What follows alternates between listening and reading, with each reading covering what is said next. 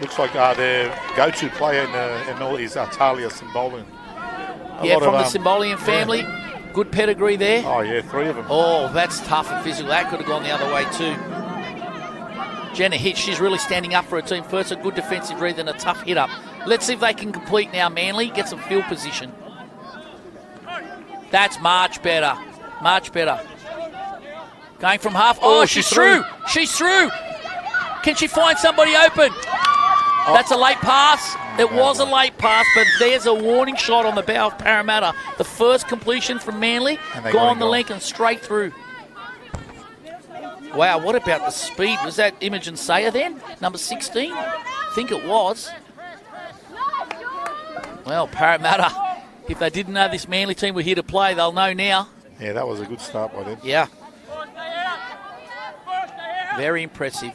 All right, Parramatta bringing it back to the middle. It's very, very tough in the middle there. Numbers there again. Oh, great work. Great work. Big late pass. Rachel Van Vuzen caught out a little bit there in the middle, but a super second effort, just forcing the pass. And then the link does the rest for her, and Manly survive another raid from Parramatta. I'm going to get cramped looking at the right side of this field. This is where the whole game has been for 6 minutes as we're approaching the 6-minute mark of the first half. Well, that's Manly's first penalty. Yeah, it's a first penalty. And he's saying it's physical in the ruck.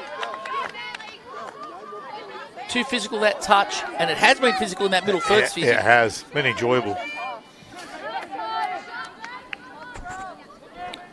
As the State of Origin women's coach, have you had much chance? I know it's hard with COVID and now spectators. Have you been able to cast an eye or get any information on the Division 1?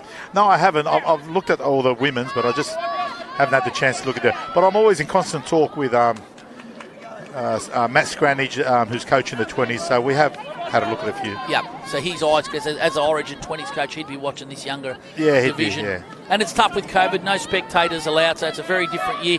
But from what I've seen, this is a very good standard of Division 1 touch football. It's physical. And Parramatta only just got over the bill against a West Side last week, so Parramatta's been the premier team in Div 1. Oh, that's very good ball. Nice. Very good ball. Patience.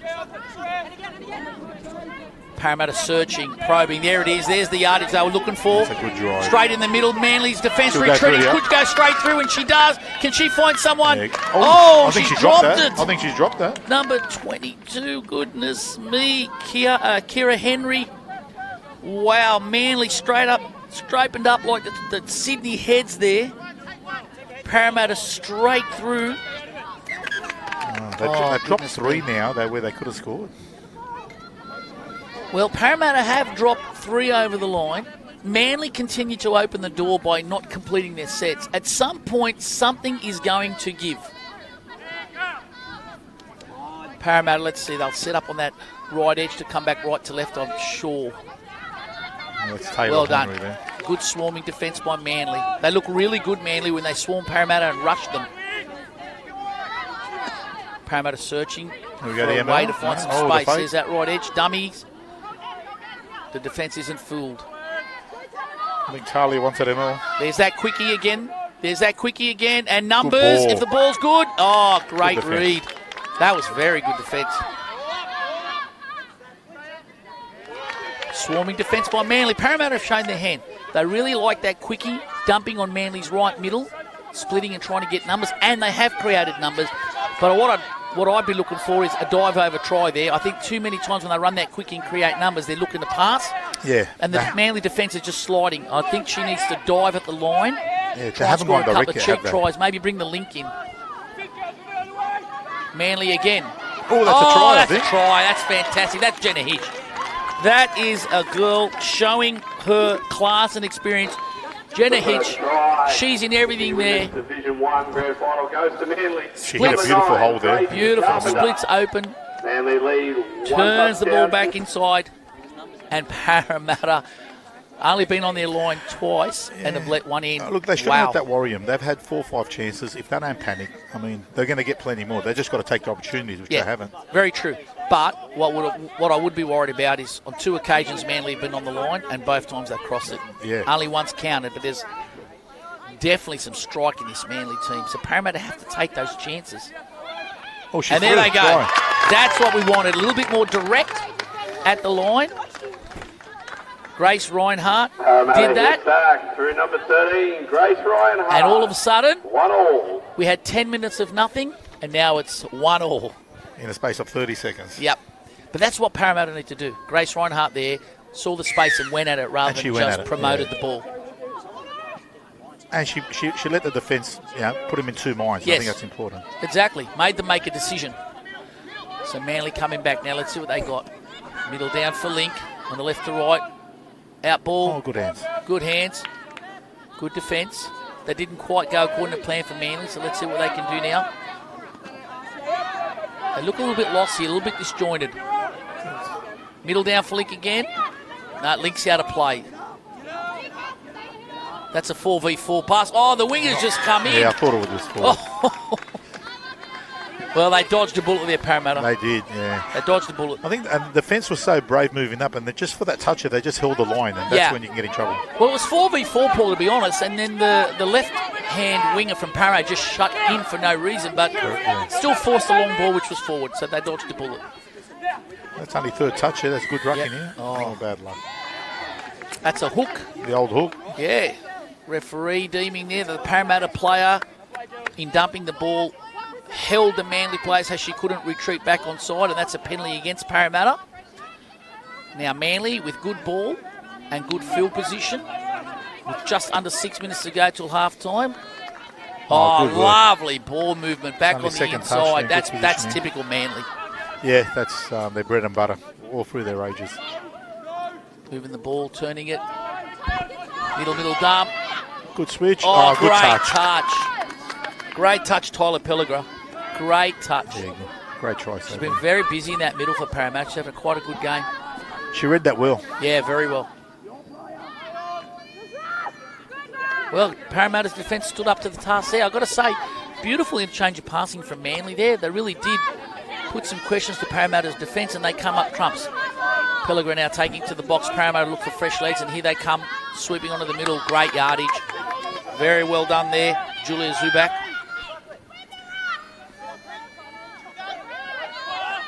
Parramatta, again, working that middle. They're really working Manly's middle. They're not going to the edges too much. And that's 6 touches. Good set by both teams there. Parramatta really focusing on Manly's middle, running the splits. As I said, the quickies and the MLs. They must see a weakness there. And when they went through from half of their try, it was through the middle as well. So they're really targeting that area. And they are throwing a lot of right to lefts. Yeah, they're definitely a right to left team. Oh, beautiful change of passing. Nobody does that better than the Manly club. Takes one up the box, it turns it back inside. And here they are. Big yards. Danger signs here. Hitch again. Yeah, that's a fair call. Yep. And a substitution. He's saying once again, too physical in the touch. Parrot down to 5 players for a moment. Need a bit of urgency. Oh, that's poor.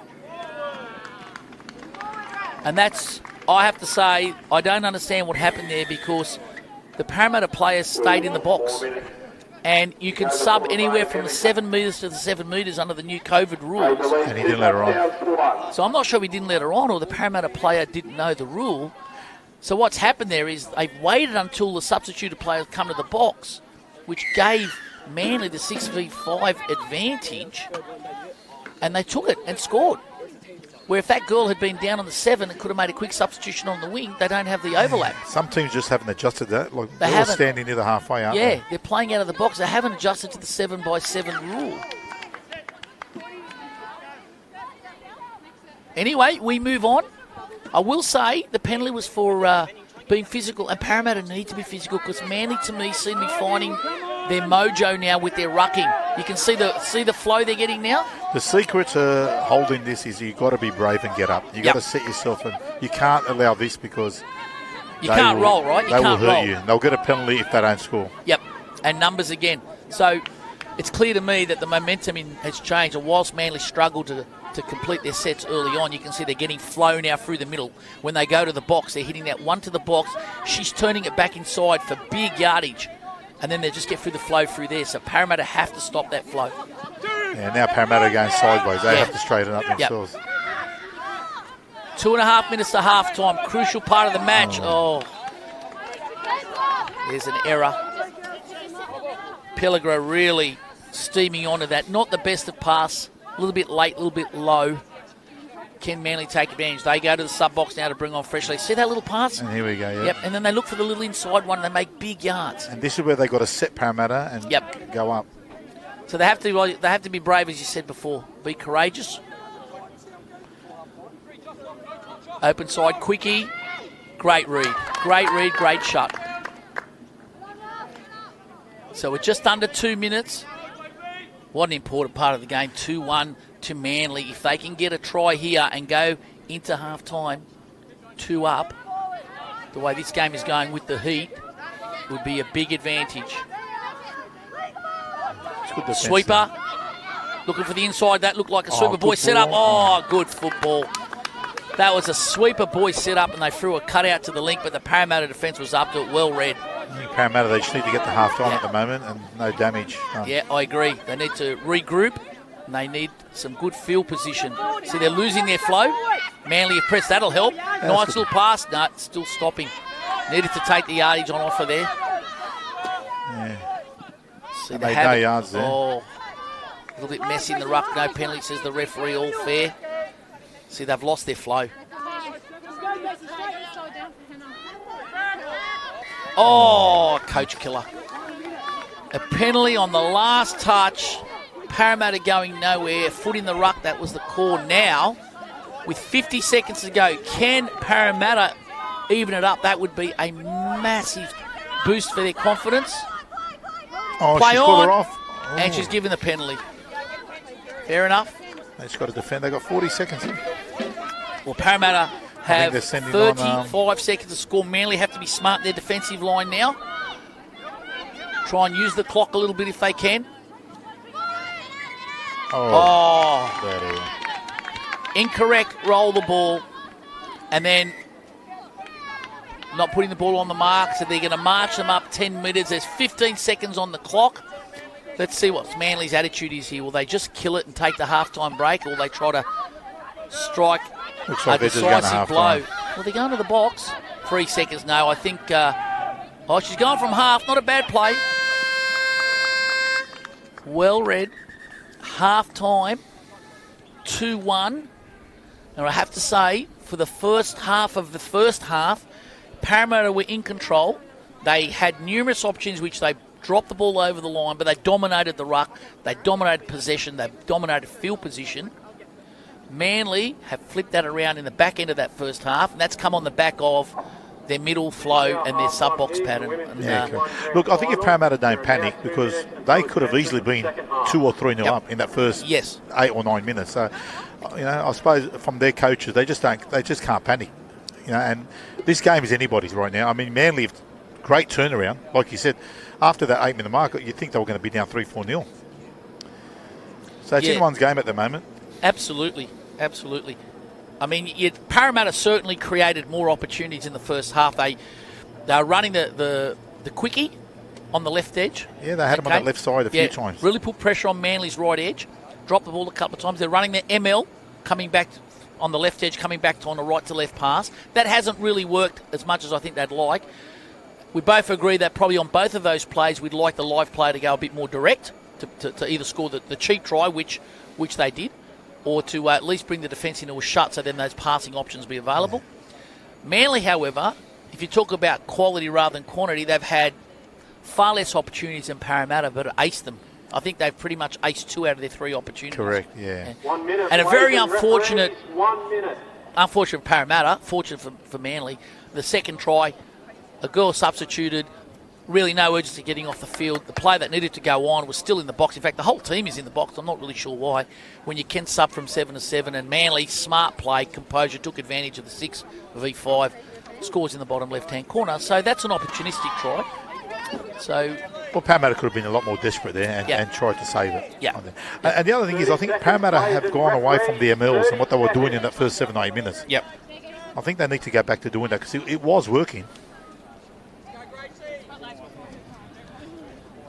Well, I think I can't stress enough how hot it is out here. I can't help feeling with a tight game like this that fitness is going to play a part. So let's see which team can hold up for the full 17 and which one starts to wane a little bit in the heat. And here we go, the second half.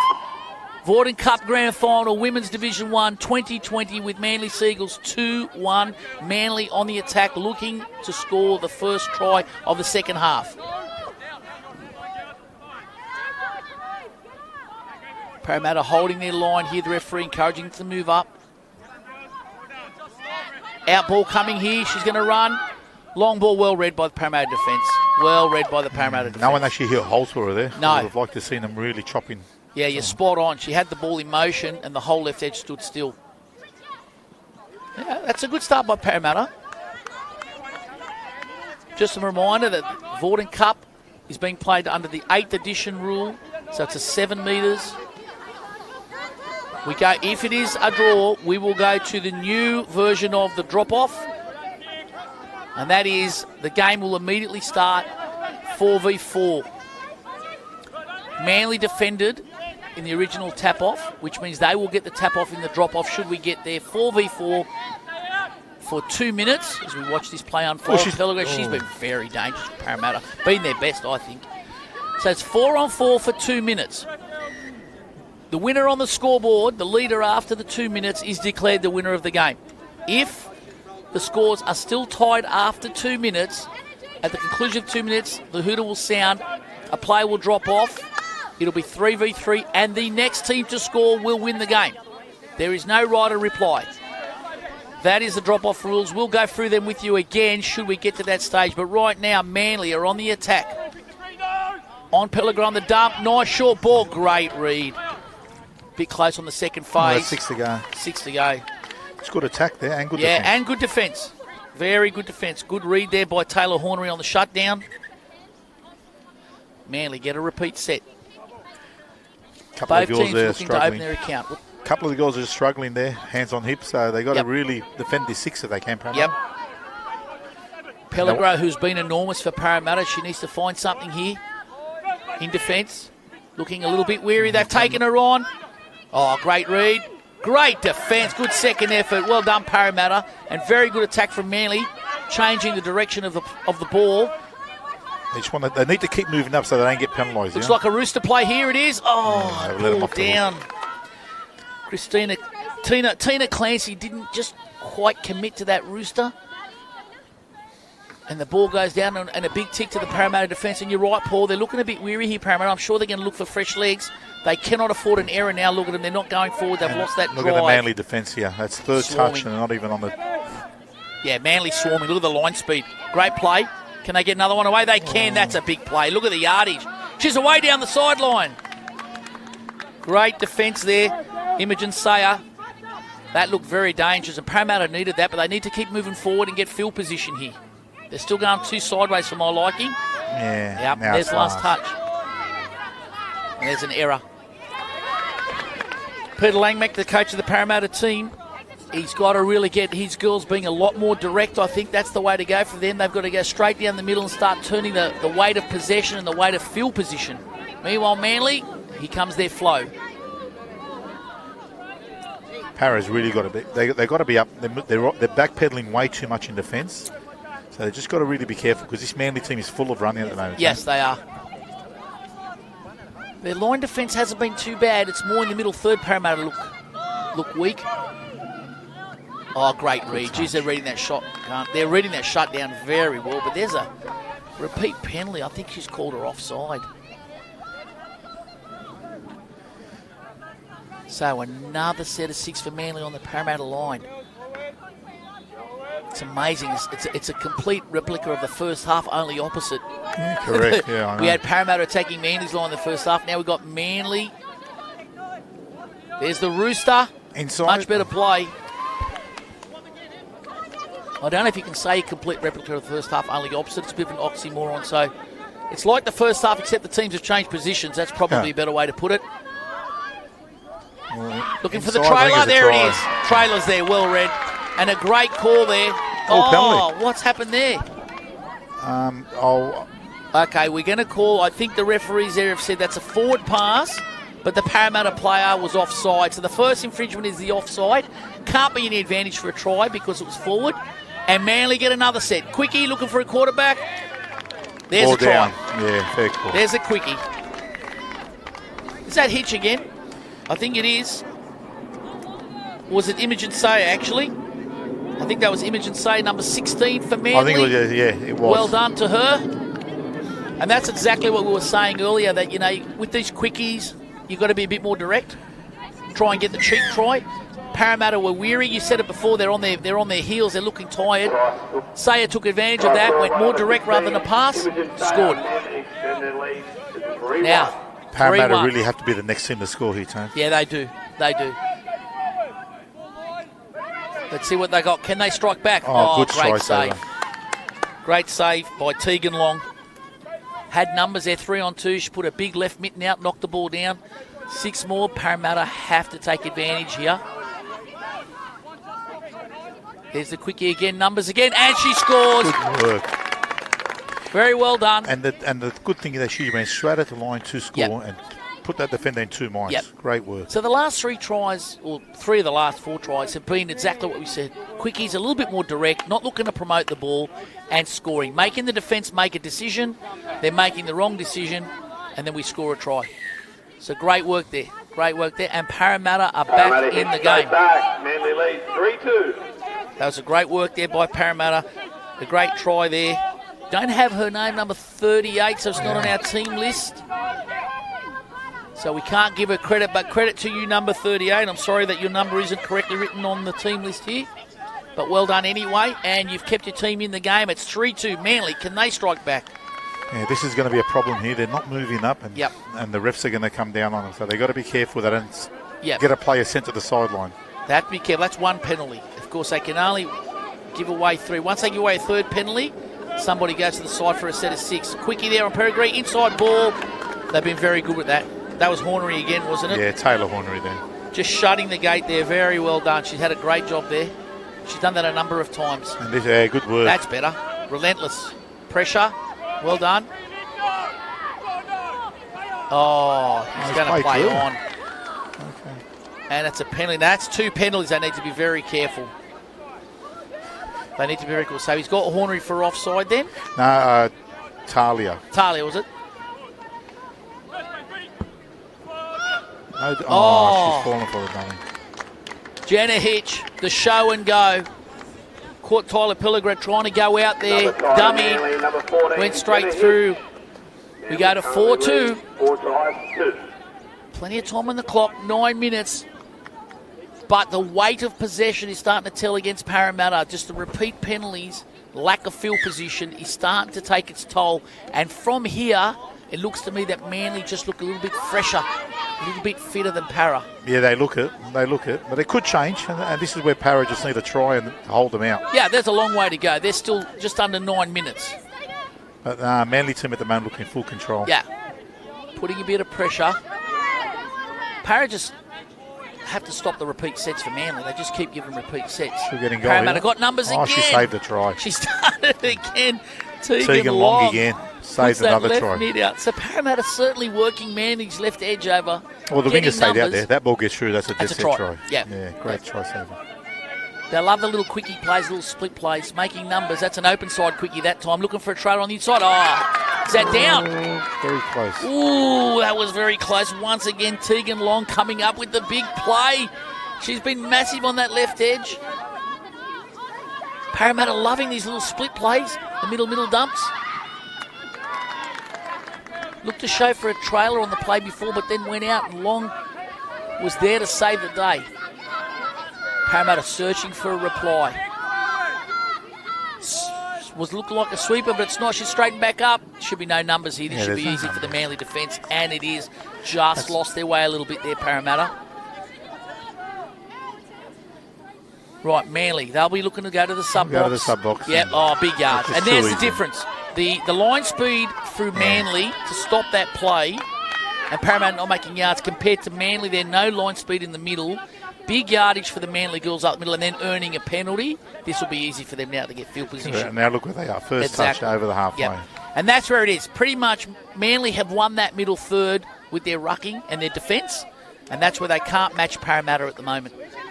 Parramatta just can't afford to keep spending a large percentage of this game on their try line. And they're just backpedaling. They're rolling. Hitch again, long ball. She's killing him. She's killing him. What a beautiful left to right pass. 5-2. Jenna Hitch has stood up in this game.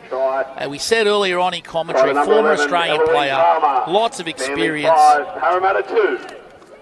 And when it counted the most, she has stepped up. That is a luscious left to right pass. 5-2 with just over 6.5 minutes, and it's an uphill battle now for Parramatta. Yeah, it's going to be tough. But, look, there's still plenty of time, but they just really got to get brave. Yep, they have to turn it around. And they finished first, so they've got the ability, but they must be ruining those missed chances early in the first half. You would have never thought the way the Parramatta started, they'd be in this position. No. Oh, got her. Hitch, has she made the touch? Oh, she has. She's doing it at both ends of the field. That's a great touch. I thought she was beat there. She's doing it at both ends. She leaned in, got beat to the short side, recovered and made a fantastic touch. Oh, well done, Manly. And they just lost about 15 yards. Yep. She's doing it at both ends of the field, Hitch. And they've done that a few times today when they go to the wing. Normally they dump it, but they've returned it every time. That inside ball has killed Parramatta. And Parramatta has not adapted to that yet. No. They're just rolling. It's all down to that middle third, I believe. I think Manly have totally owned that middle third in offense and defence. That's put them in good field position. And it's a big hole. It's a big mountain now for Manly. Got to find someone open. They do, but she's in the field of play. She's in the field of play.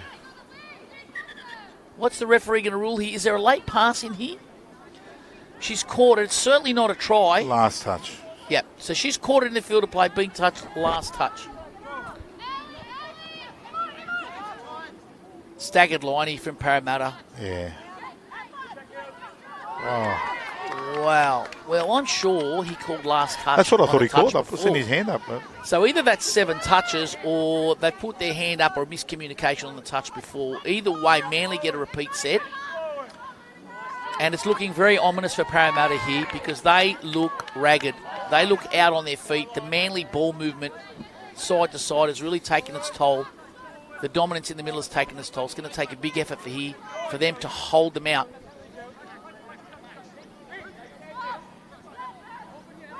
Manly now setting up.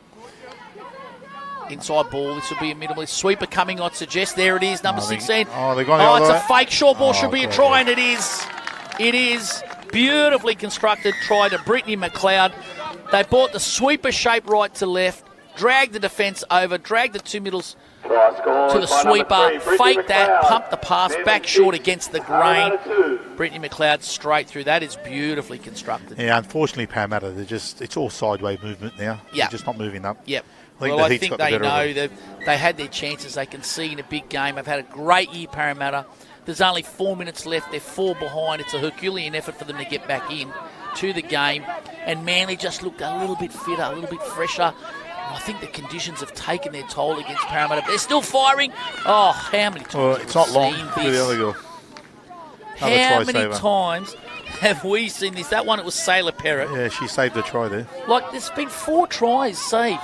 4 tries saved by Manly with their links. That's try, that's down. Yeah, she slipped over there, Britt. And, of course, it's Tyler Pellegro, who has been fantastic for Parramatta. Her enthusiasm's been excellent. She's looked dangerous. She's looked strong in defence. And they're not gone yet, Parramatta. There's still a pulse. There's 6-3 with 3 minutes to go. They finished first this year, so they're not going down without a fight. No. She's got to hold them out and just try and score off every set of 6. Absolutely. See what happens. But they got to get up here in defence. They really got to get up.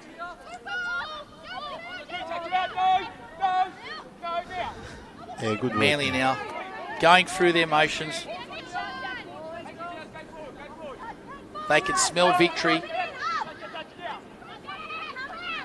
Close to the line again. They've done that a number of times. Dump close to the line. Too close to the line, I would think.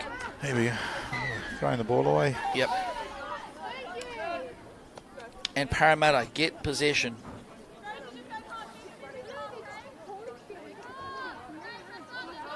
What have they got? Can they get themselves back into this game at the death? They're 6-3 down. There's just over 2 minutes to go. They need to win that middle third. And look at Manly's defence. Go forward. Look at Manly, their line speed. It's swarming defence. They know they don't have to defend their line if they can burn touches on the halfway. Great run here, Parramatta. But once again, Paul, they just don't finish up the other end. That's happened all game. And that's just Manly been pressing hard in defence. Yeah. Really good line speed in the middle. Really pushing up. Daring Parramatta to move the ball and use the ball. Yeah, they're just playing the clock now. Yep. 1 minute and 30. It's all over bar the shouting now. It's time for Manly, their coaching staff, the club, the girls to enjoy this moment. It's been a long and difficult year, 2020. It's been a different Vawdon Cup, shortened, manipulated, and they've come through it. They finished second in the premiership, but they're going to be the premiers. They've done extremely well. It's a strong club, Manly. Oh, they've led the way in the women's. For the last 5 years, if not longer. They're the premier club in women's touch in by far. In New South Wales, if not Australia. And everyone's trying to catch them. Exactly, and their women's Division 1 have just showed us a glimpse of their future. It's been a very well polished performance. They started slow, maybe a little nerves, but they've come home like a steam train, and they've been led beautifully by number 14, Jenna Hitch. Here's another opportunity and another penalty. That's been the story of the day for Parramatta. But, led beautifully by Jenna Hitch. Some great defence by Tegan Long on the line. It's been a polished performance at both ends of the court here by Manly. They won't mind that ball going to ground as the clock starts to tick down. Look, they're still full of running. They're still full of running. There's 10 seconds to go, ladies and gentlemen, and Manly are still pressing up and refuse to concede the middle third. Look at this. Don't worry about the Vawdon Cup. This team's preparing now for State Cup as the hooter goes. And Manly are your 2020 Women's Division 1 premiers. A resounding victory, a fantastic second half. They led 2-1 at half time. They've gone on with it with a 4-2 second half, winning 6-3. But hold your head up, Parramatta. It's been a fantastic performance in 2020. We look forward to seeing this team develop, this Parramatta Women's Division 1 team, into a Premier League team in the not-too-distant future. No Parramatta team in Premier League this year, Paul. Yeah, been missing for a couple of years now. So they were meant to come up this year, so hopefully this is a stepping stone for them to come up. And there's nothing better. We need Parramatta back up there. We need Penrith back up there. Yep. For the women's program. Absolutely. So to Peter Langmack, Josh Phillips, Rod Hetherington, the people behind the scenes at Parramatta in the women's program, hold your head up. You've done a magnificent job with this team. To all the Parramatta girls, congratulations to you all. It's been a great year. We look forward to your performance at State Cup, and we look forward to seeing you playing in Premier League in the not-too-distant future. But to Keith Smith, Manly Women's Division 1 and the whole Manly Club, another great victory, another great performance. Congratulations on being the Vawdon Cup Women's Division 1 premiers for 2020. Well done to all. We are down 1 and we have 3 to go. Our next grand final will be at 1:30. It will be in the Men's Division 1 between Penrith and once again the great Parramatta Club. We look forward to seeing you at about 1:30, and it's bye for now.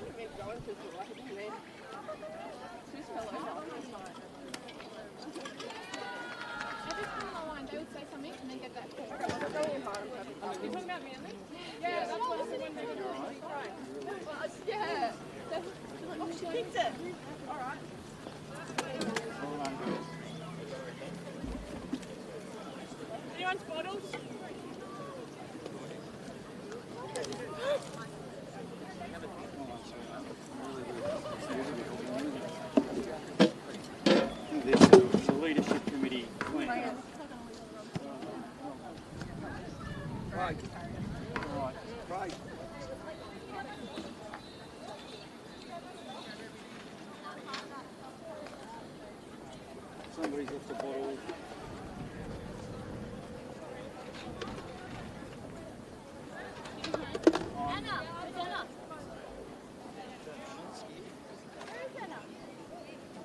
Anna.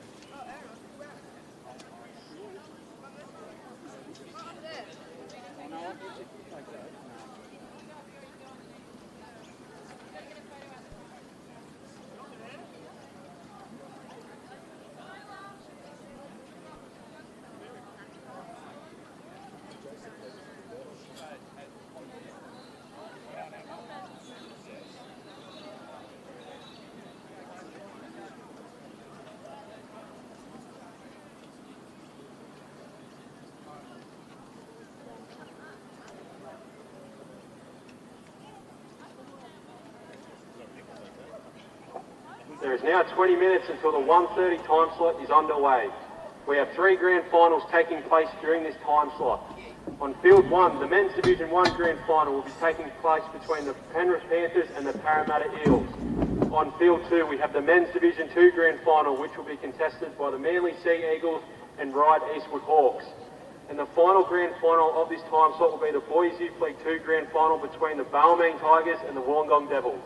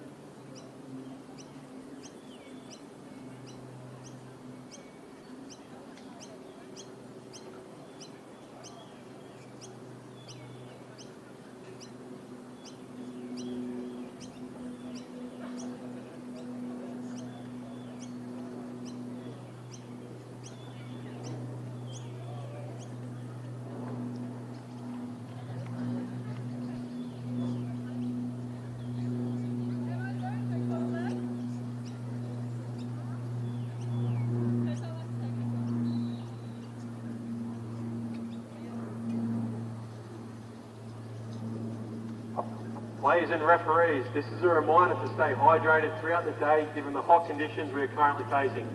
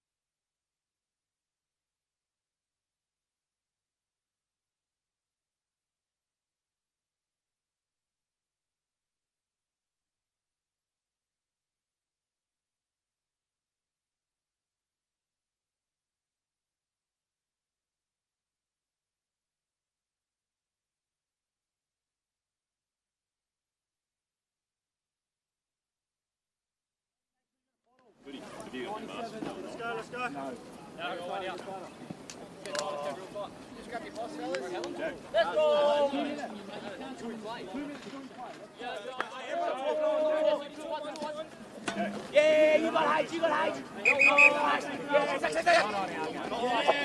2 minutes, players and referee. 2 minutes. Please make your way onto the field.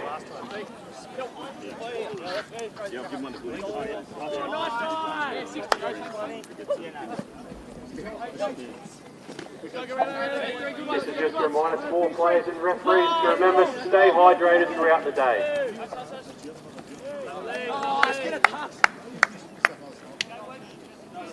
Yeah! Let's drop, baby!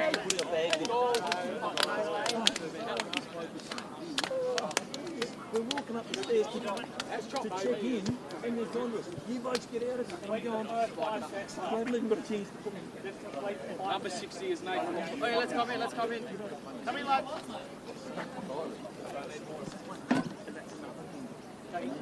Yeah, look, we've said everything, we understand what we need to do. Just remember, our box side field and Birdie always go touches. Everyone else is on touch. Okay? Look, when we get out there, the nous is static. That's all. Effort and execution. Again. Effort execution, we come up and we get reserve. Good luck, boys. Right? That's it, guys. That's all I'm going to say. We're going our way. As you got it last week, lad. Yeah, fine. Welcome back to Tempe Velodrome for our second game of the afternoon. The Men's Division 1 Grand Final between the Penrith Panthers and Parramatta. Two stalwart clubs out of the West, a stronghold of touch football. Both clubs, I'd say, are really in a growth spurt at the moment. Both of their teams in Premier League and Division 1 performing very well. Parramatta featuring our early game in the women's. We're 5 seconds off. Got our 3 referees here. Mrs. Anne McCann, Mr. Greg Myers and Danny Kustik on the far linesman. As the game starts, Penrith getting set. Parramatta will tap off. Parramatta running to the eastern side, left to right. That's some big boys, Parramatta. Yeah, very fast start. Oh, number 90, he's a big boy.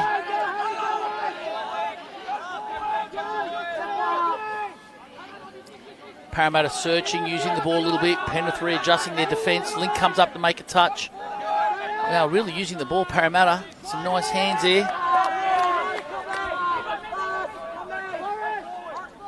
Strike dump there, and a penalty on the last. Not moving up. Not moving forward. Scott Buckley, Tradi's done a great job coaching both sides. He's coaching Premier League and Div 1 with a couple of people helping him, but he's done a great job bringing all these young fellas through. Parramatta strike dump. It's a drop ball there. Referee Myers picks it up. So good start there defensive with Penrith. And yeah, you're right, Paul. Scott Buckley, coach of the Premier League Penrith team, who will be playing later on in the grand final, and coach of Division 1 Penrith. Great job. There's another drop ball. So Parramatta get the ball back. Penrith return the favour. He's done a magnificent job, and of course the benefit of doing that is you have a lot of synergy between both teams playing the same way, Division 1 and Premier League, same style, same theories, same philosophies, but he's done a magnificent job to get them both into the grand final. Penrith winning just an unbelievable major final against West. Parramatta go through from dummy half, number 29, and good defence. Good defence. Jonathan Weeby. He's played some Premier League too. He has. Weeby played some Premier League. Very quick, as you can see. Number 90. I don't have that 90 on my sheet, so it's hard to get a name to it, but a nice little ball right to left. Showing a bit of skill, Parramatta, with the ball, aren't they? Quick ball movement. Penrith so far up to it defensively. Left to right, ball middle down. Flint goes back to the short side. Oh, great defence. Great defence. Liam. William Hickey there having a shot on the short side. Thought he might have had him for a while, but Penrith weather the storm, and up they come now, looking to get some fresh legs. They'll work their way to the box with the ball. Here it comes, very nice. Oh, that's unlucky. Just off the mark there, right at the crucial time. I think he got a little push there from the winger. You think so, young Nicholas Thornton? Maybe. Needs to just be a little bit stronger there. Get the ball down. Penrith are looming large there. Getting their legs on, their fresh legs with a sweeper. But that's good work there by Bird on the wing for Penrith. pressing defence. Here they come, the Panthers. Balzone. Swarming defence. Parramatta have done well, though. Raful there on the wing. Searching Parramatta. Got to get settled down a little bit here. That's better. That'll help. Geez, I love to move the ball, Parramatta. Moving into the space, almost like watching Hornsby. Is that the mercurial Kenny Nagus out there? Gee, it looks like him. It does, doesn't it? Same body shape. Jason Scarnival, I think it is. He's he's 142 through. years old. They're through Parramatta. Touch was made there. Touch was made. Great touch.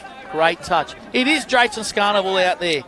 36, a.k.a. Kenny Nagus. He's about 142 years of old. Oh, that's a penalty. Great player. Yep.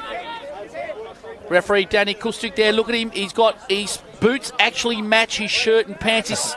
He's rocking the pink and black. Looks like something out of Star Trek. Beam me up, Daniel.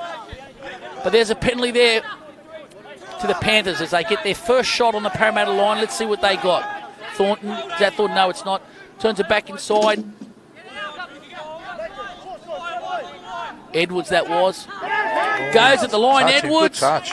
Very good touch there. Michael Geddes. Great touch. The son of the coach, Ian Geddes. Ian Geddes, West stalwart life member on the park there at West, now coaching Parramatta and doing a fantastic job. So Michael Geddes goes at the line. It's a great touch by Geddes in defence earlier. Parramatta, let's see what they got. They're going to work to their box. Penrith swarm. Well done. Great work there. Yeah, they're staying Kobe up. Jimenez, possibly Jimenez. It's great defence, Tony. Yeah. That's 4 touches. And they forced the turnover. So Parramatta not coping very well with the line speed of Penrith. That's a definite tactic by Buckley and his team. Bit of energy coming out here. We're behind the Penrith box. There's a fair bit of energy here. They need a settler here just to calm the nerves a little bit.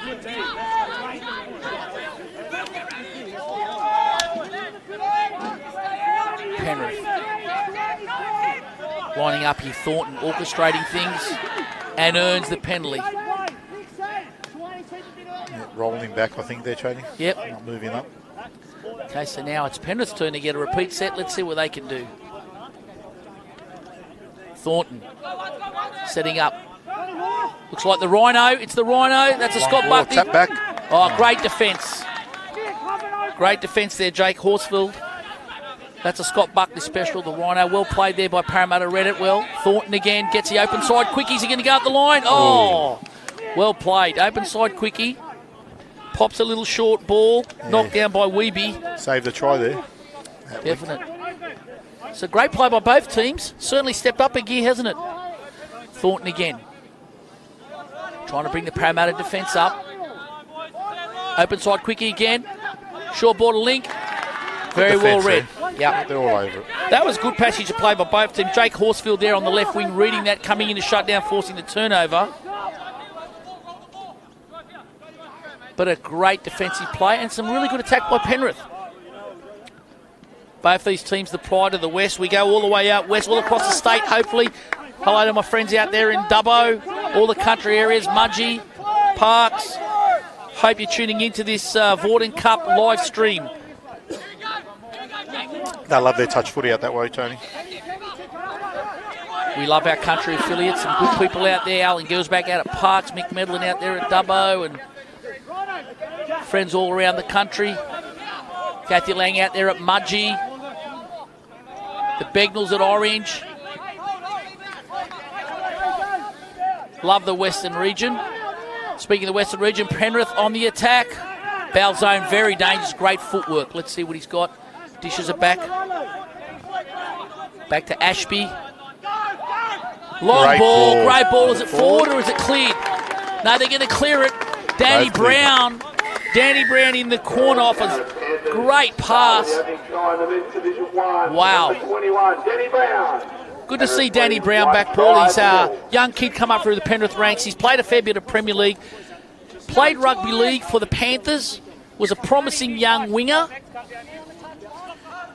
And he's got a try here, the opening try to Penrith. Beautiful ball there by, I think it was Ashby, wasn't it, Johnny? Was it Ashby? It was nice, just caught Parramatta shutting there. Let's see, Parramatta now trying to reply. Over physical touch there.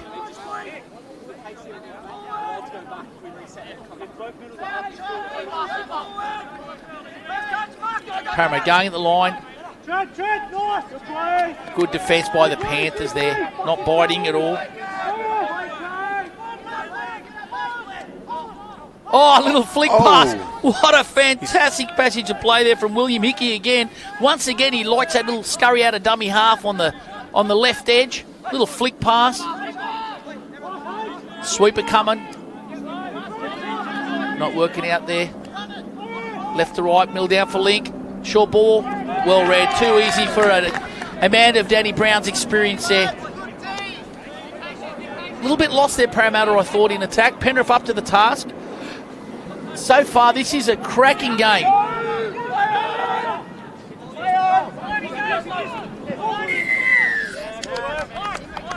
No advantage there. Referee McCann making that call loud and clear. He gave Penrith a chance to gain some advantage through flow. Didn't happen. Gets the penalty. Penrith will take that now, get some fresh legs, look for field position.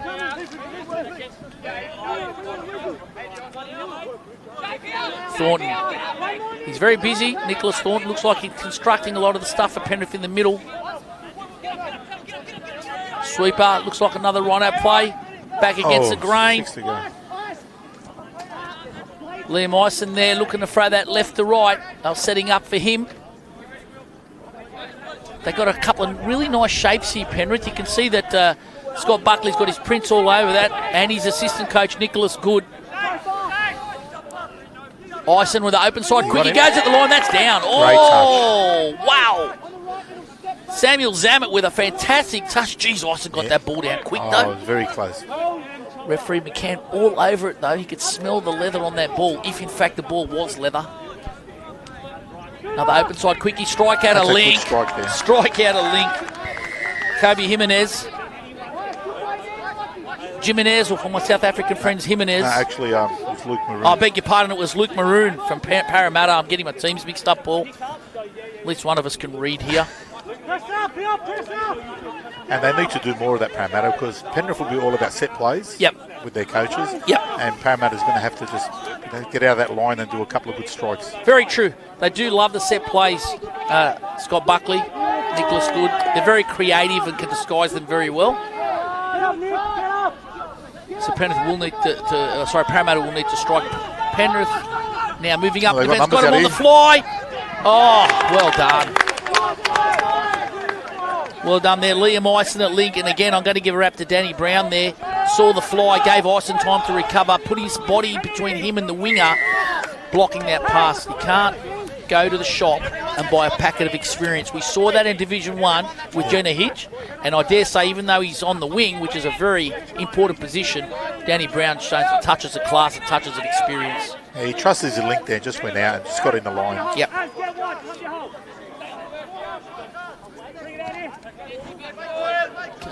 Jai Ashby at dummy half there. We've got the Ashby brothers both playing in this team, and of course Jaden Ashby playing in Premier League. It's a touch football family. Zach Balzone, what a great pill! What a great pill, Zach Balzone. And let's talk about the outline by Danny Brown. How good was that? So Balzone picks the ball up, throws it, flat as attack. Zach throws it. It's a Zach attack. It was a beautiful ball, but I'm telling you what, Danny Brown ran the most delicious outline a winger could and got it down beautifully. That is clinical. And Traddy, and the Parramatta winger, defensive winger, didn't do much wrong there. That's how good that pass was. Is that a try there for... Has Maroon got over? No, it's a great touch. Oh, Maroon's looking dangerous. It was Paul. Yeah. The Parramatta winger didn't do too much. It was the quality of the pass and the quality of the outline. So that winger turns and thinks he's got Brown, only to see Brown a good 4 or 5 feet away from him. Batted on, is it forward? Yes, it's called forward. It's been called forward by the Star Trek man himself, Danny Kustik. Well done, Mr. Spock. What about those moaching boots? He's looking good.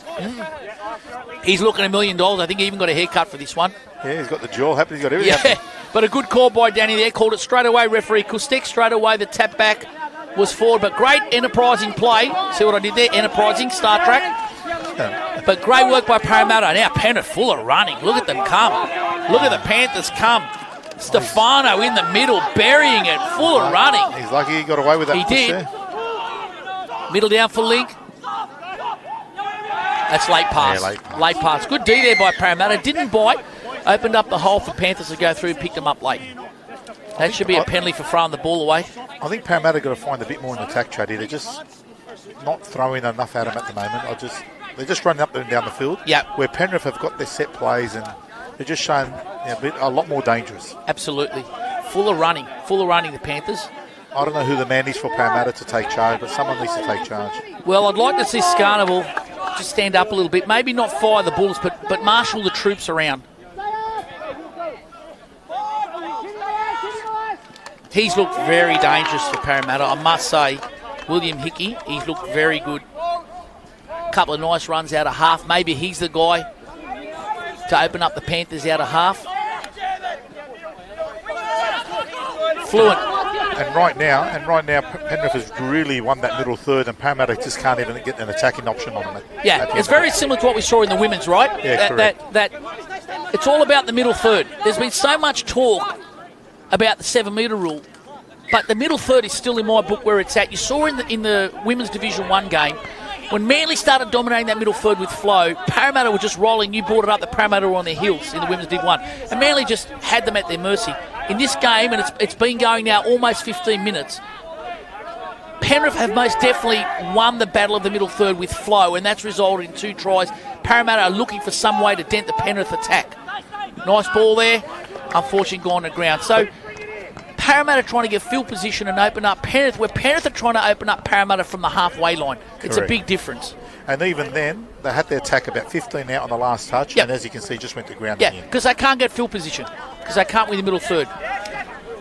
6 to go. I don't think the coaching staff would be happy with that little pop back in. I think Coach Buckley, he'd want them to continue with their pattern, get it to the box, and there's a turnover. This could be important here, Parramatta, if they can get a try here just before half-time. Yep. It would be important. There's 2 minutes to go till half-time. That's probably the first time we've seen Penrith go off their pattern. First time we've seen them probably just lose focus and go off their pattern. Now, let's see if Parramatta can make them pay. Let's see what they got here. Middle down for Link. Dancing around, looking, but the Penrith defence up to the task. That's penalty 1. That's for getting the right edge. Link in particular not moving forward. Referee Myers picks that up. Minute and a half to go till half-time. So there's plenty of time on the clock. Sweeper coming. Will he feed him? He does. And passes. Bird right in the line. That's just panic play for mine. That's just panic play. What would make them think Penrith are going to shut there? And I think he should have went at the line. Absolutely. He should have went at the line. We spoke about that at half-time of the women's game, and it's exactly the same thing. Got to get a bit more direct. Oh, he's gone through again. They get a penalty here. Well, Stefano's had a couple of very big plays in that middle. He's really picked up some energy, buried the ball down Parramatta's middle, earning some repeat sets there for him. He looks very lively. And Scott has just sent Zach Balzone, so pretty sure they'll be doing something for him. So this is their go-to men for mine at the moment. Thornton seems to be the conductor. And Balzone, he seems to be the guy, or Balzone, he's the guy that's really firing the bullets. He's the most dangerous. He's 40 seconds. Stefano on the sweep. Balzone, there's a quickie. Buckley's calling a play from the sideline with 25 seconds to go. Let's see if they can listen to him. Here comes a sweeper on Stefano.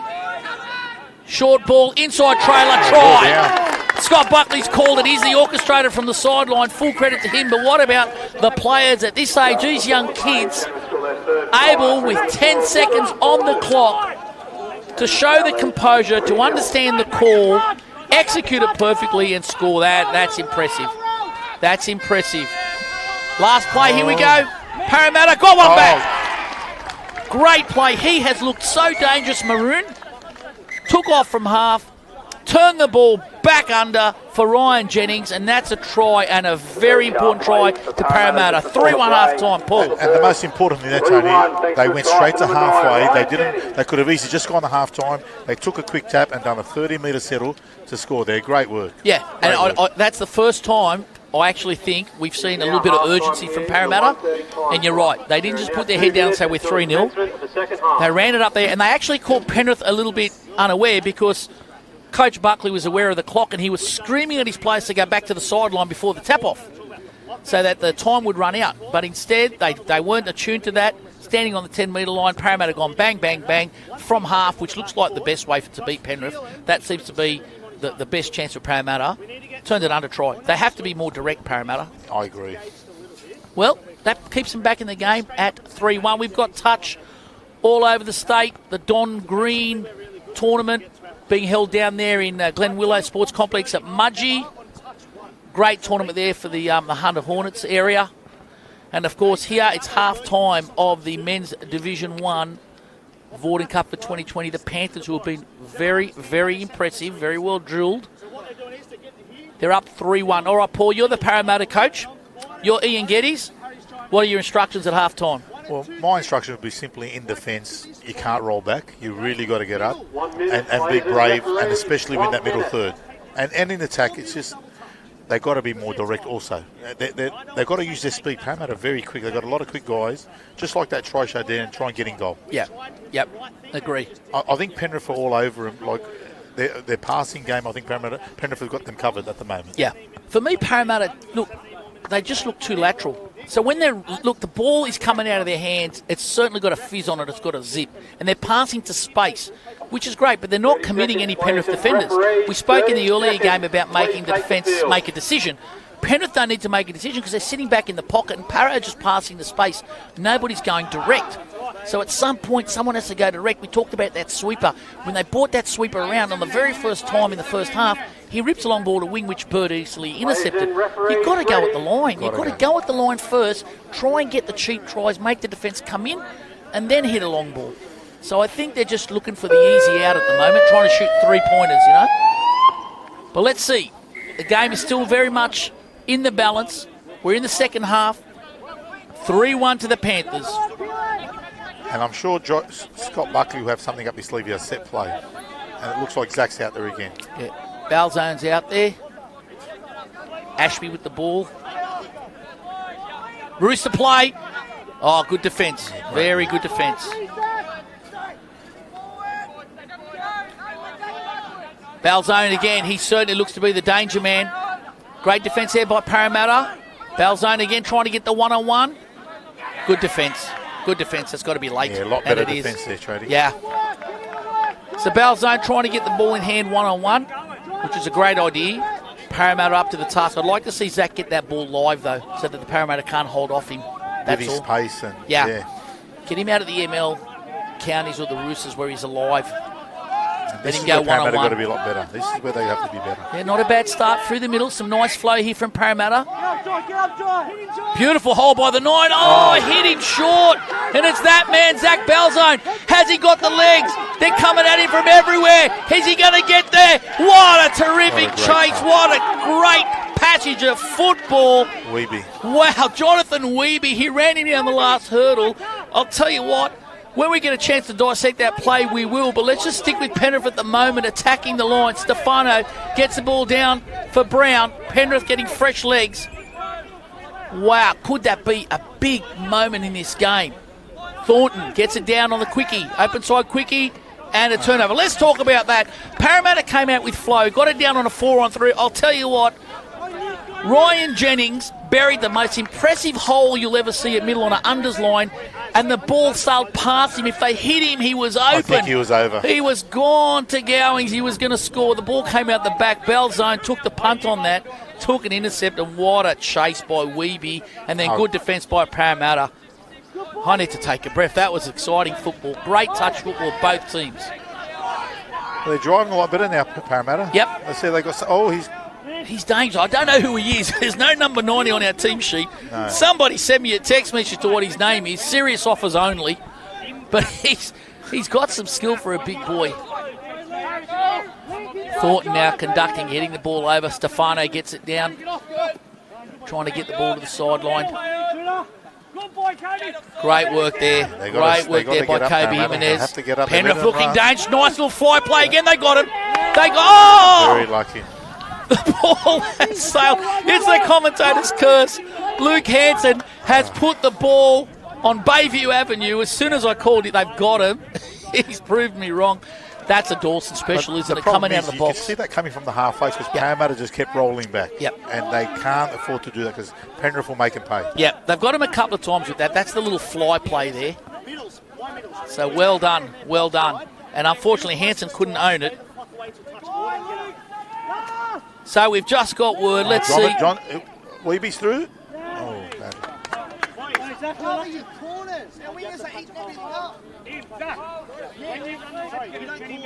So we just got word through number 9. Thank you, Rod Hetherington. Is Denzel Tanise. I hope I'm pronouncing his surname properly. Yeah, he needs to get a mention because he's Denzel Washington.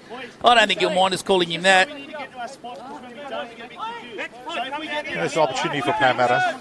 They got a penalty. They have to be the next to score, I feel. You think so? There's still 13 minutes. There's still plenty of time. There's certainly a much improved performance so far in the second half from Parramatta, looking a lot more dangerous.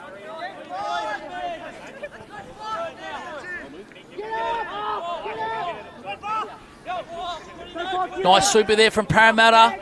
Our thanks, to Ricky Hetherington for the name on Denzel Tanise. We should know it's 10-2 by now. Rod Hetherington will be having his grandfather nap, so he wouldn't be watching. Thanks for that, Ricky. That was a really bad 6 there. They had good position and they just didn't put Penrith under any pressure at all time. Yeah, absolutely. This has been a cracking game. Balzone really stepping up. I haven't seen someone step up like this since Junior Catalano in the under-10s. It was a good team. It was a good team, that under-10s. Oh, the golden years. Yeah, I was part of the coaching staff. So were you? You're just riding on their coattails. Oh, that's forward pass. It's the NFL. Tom Brady's playing for Penrith. Well done to Parramatta weathering the storm. They're coming back out. I'll tell you what, if they can get the next one, 3-2. They've got to show some running, Tony. They've showed no running. Not yet, but there's plenty of time. It's a beautiful afternoon. It's a great grand final. Once again, just full credit to Kylie Hearn and her staff at New South Wales Touch for finally getting this Vawdon Cup up and running with so many hurdles and changes in the weather and COVID and you name it, we've had it. Long ball, great read. Too easy. I will say that was great ball, great job by the Parramatta winger, but Daniel Brown, he is... Done that easy, Daniel. Yeah, he's fast, he's experienced, he doesn't panic. Swarming defence by the Panthers in. Relentless is the word I'd use. They just keep coming in waves and waves, and that's why I just think Parramatta have to be more direct. They're not going to get him. I can't see a Penrith player on too many occasions making a bad read and shutting down or staying out. I just think that they have to be more direct. Yeah. Sloppy play, the ball allowed to get going there. Jimenez takes his middle. They've copped a lot of abuse also, so I mean... They have. Yeah, and they don't deserve it. I know we a lot of us get frustrated, but at the end of the day, it's better than the alternative. We're out here playing, and it could have been a season of non-playing. You're right. It would have been very easy for them to ride off this season and say there'll be no touch this year. It's all too difficult. But they found a way to make it happen, and we're very appreciative. We know we don't always show it, but we're very appreciative, and it's because of that hard work we can have a great grand final like this. And here we have one. Penrith on the attack. Up 3-1. Quickie on the link defence. Wingers made the touch. There, great touch there. Well read there, Jake Horsfield. He's been very good on that left wing for Parramatta. The link coming up there, Scarnival to make the touch. Penrith testing him out, taking him short side. Okay, Jimenez with the ball. We've got a sweeper coming. And straight at the line, Scarnival's there. He's going to call ball down. No, referee. I think he's called him offside. Oh, there's no way he's offside. The fourth try for Penrith in the men's division 1 goes to number Myers, 45. Greg Myers, our favourite referee. Parramatta 1. 9.5 I'd say that's a tough call on Parramatta. Full credit to Penrith for getting direct. That's what we're talking about. Get direct on the sweepers. Get direct. Don't pass. Parramatta have to show some fight here. They have to put that decision behind them now and claw their way back into the game. 9.5 minutes to go. Parramatta under the attack. Sweeper. Dropped it too close to the line. Dropped it. Oh, lucky 6 to go. Lucky. Very lucky 6 to go. Ashby just sticking his Mets out there. Knocking that ball down.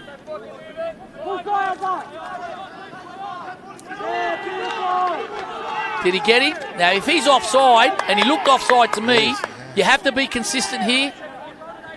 And it's a touch. They're going to start being over top physical. Bend your back. Yeah, twice. Especially. Bend your back. They're going to start being over top physical. Parramatta on the attack. They really need to get on the scoreboard. Quickly on the link again. Back to the open. Penrith not troubled by that. It was just simply too slow to trouble the Penrith defence. Ashby makes a touch. And that's a penalty all the way over the other side for not moving forward. Parramatta repeat set. Sweeper. Scarnable. Down. Really that was Maroon again, was it not? Jeez, he's looked dangerous, Maroon, hasn't he, for Parramatta? Showing a lot of speed. For my liking, Tony, they haven't done enough of that. Yeah. But it's worked for them. So Maroon went from half in the first half on the bell, turned it under for a try.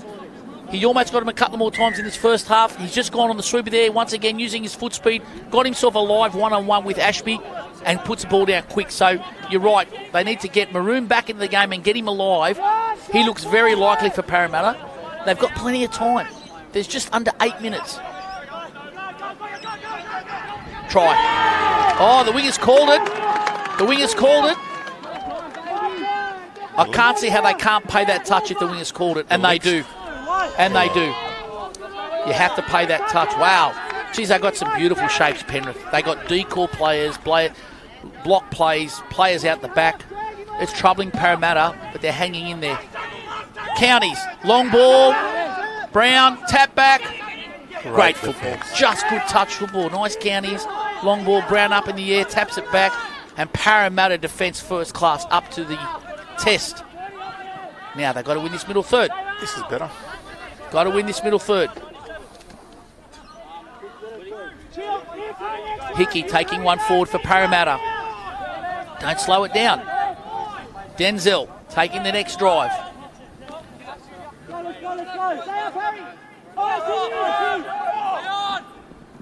Down. Oh, it's down. That is down. He's got it down. Yeah, he put that down. Wazim Rafil. Wow. I think it was a great ball. It was a beautiful. Brown didn't do too much wrong. He sort of ball watched a little bit. By the time he looked, Wazza got it down right on his toes. I think Penrith expected to go left to right there. Yeah. So they caught him by surprise. That's what it was. Yeah, I think you're right. And Brown just gave him a smidgen of room, and that's all he needed. And Wazza Rafil, who's a very experienced player, got it straight down. Well done. And all of a sudden, it's game on with 6 minutes to go. A little bit of sting's gone out of Penrith. As I said, we're just behind the Penrith box. Not a lot of chatter. There was 2 minutes ago. Not so much now. Sweeper coming. Great beautifully. Good try, Safer. What about... Luke Maroon again. How well disguised was that play? That was a great play. Sweeper out the back there. Beautiful. Luke Maroon gets his big hand in the way, but Penrith really have some fantastic shapes. So Parramatta now trying to hold them out. That's better. They need a stop. Has he got it? No, yeah, great one-on-one. defense. Hanson looked good to me open there, but he didn't get the ball.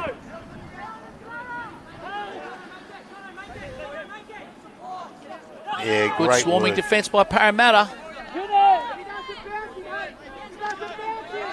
Trying to set them up, trying to bring them up. That's last touch. There's the Counties. They've got numbers. He's open. Oh! Let's play on. Well, luck's a fortune in this game, isn't it? They've run at Counties. Maroon has gone for the big knockdown. Hit his hand. Ricocheted, continued on his trajectory to an unmarked Bird. And Bird scores for Penrith. Luck's a fortune, but you take them when you can get them, and that's a little bit of breathing space for Penrith. That might be just enough to lift their intensity again. Yeah, well, that was on the last touch, and it's just that defence. Instead of going sideways, if they just moved up and took away that... Agree.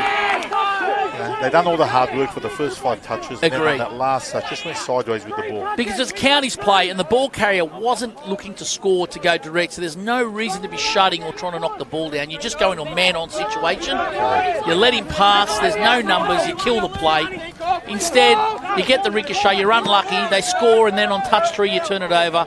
And Penrith are full of running, and they're now looking to ice the game right here. Well, Zach's out there. I can see Balzone Zach throwing his right to left on the back of the ball, on the good dump. Not his best pass.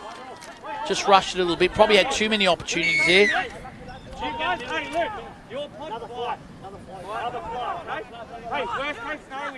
So Parramatta needing something. Just under 4 minutes to go. Penrith now, they'll be focusing on their defence. Defend and drive, and the premiership is theirs. Look at that, great, good work, Birdie. Ball's gone back there. Penrith won't mind this. Every second ticking off the clock. The clock is against Parramatta. Oh, they've lost their way a little bit there. Parramatta need to find something if they want to get back in this game. They've got to drive that ball straight down the heart of Penrith and get out of half or get a sweeper. Doesn't look likely to happen. Zach Balzone with the ball. Phase play. Got a no touch there. Lucky. Yeah, but great play. Great play there by Jonathan Weeby. Went in on the shut and instead he went for the tread. His play on. Weeby's gone. They won't get Weeby. Not what we saw, though. Bird is very quick. Here comes Bird. Super chase. Wow. Once again, as soon as I called him home, he got nobbled. But great chase, Bird, who can run. That is a massive play. Are you going to touch? This could be. He's calling him out for a hold. Is he going to bin him? He is going to bin him. He's going to bin him. So this now means that Penrith will have 5 players for the next 4 sets of 6. There's 2 minutes and 20 on the clock. And they are now 1 behind because that is a try. Wazim Raful again. It's now 5-4. 2 minutes left on the clock. And 3 more sets of 6. 3 more sets of 6 for any team. 3 completed sets. Penrith's play here is run the clock down. They've got to use the clock.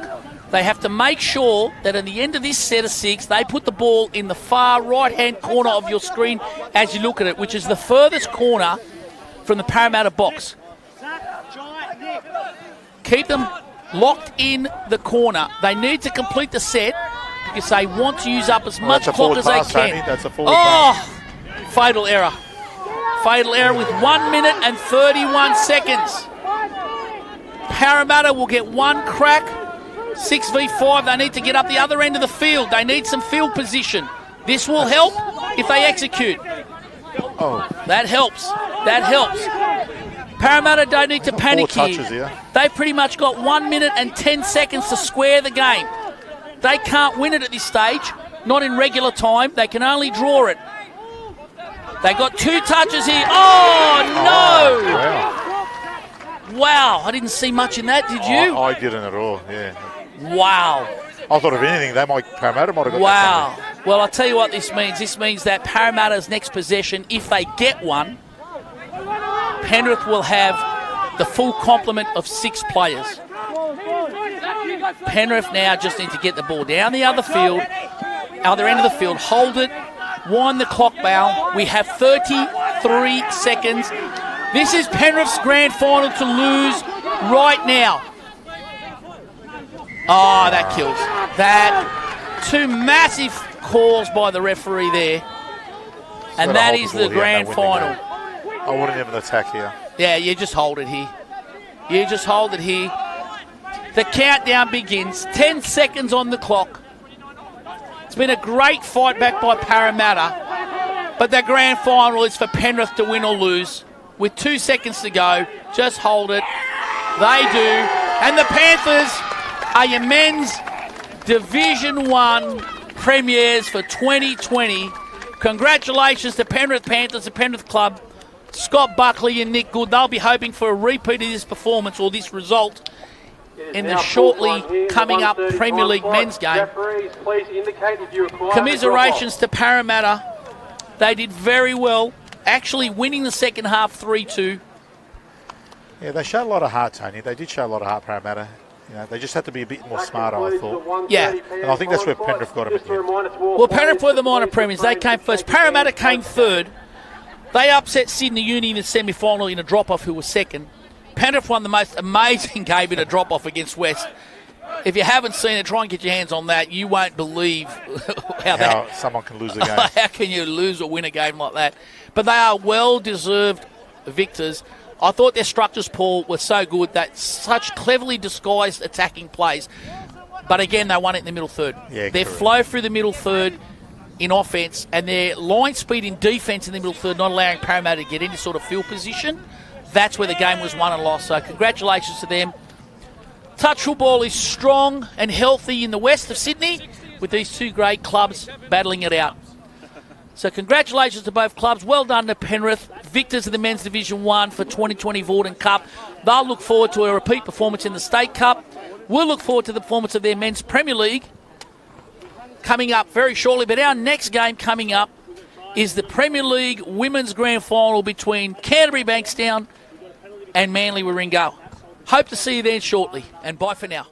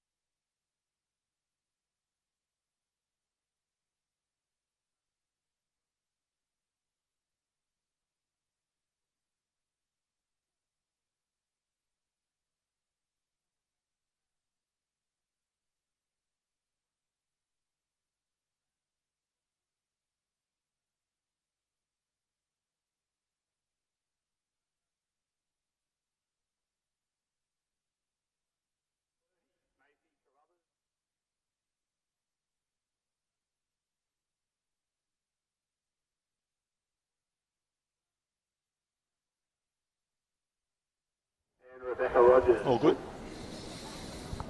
Well, here we are. It's time for the Premier Grades. Women's Premier League, Manly versus Canterbury. With both teams ready to go, can I ask everyone to be upstanding to the national anthem of Australia? Let's stay tuned now for the national anthem.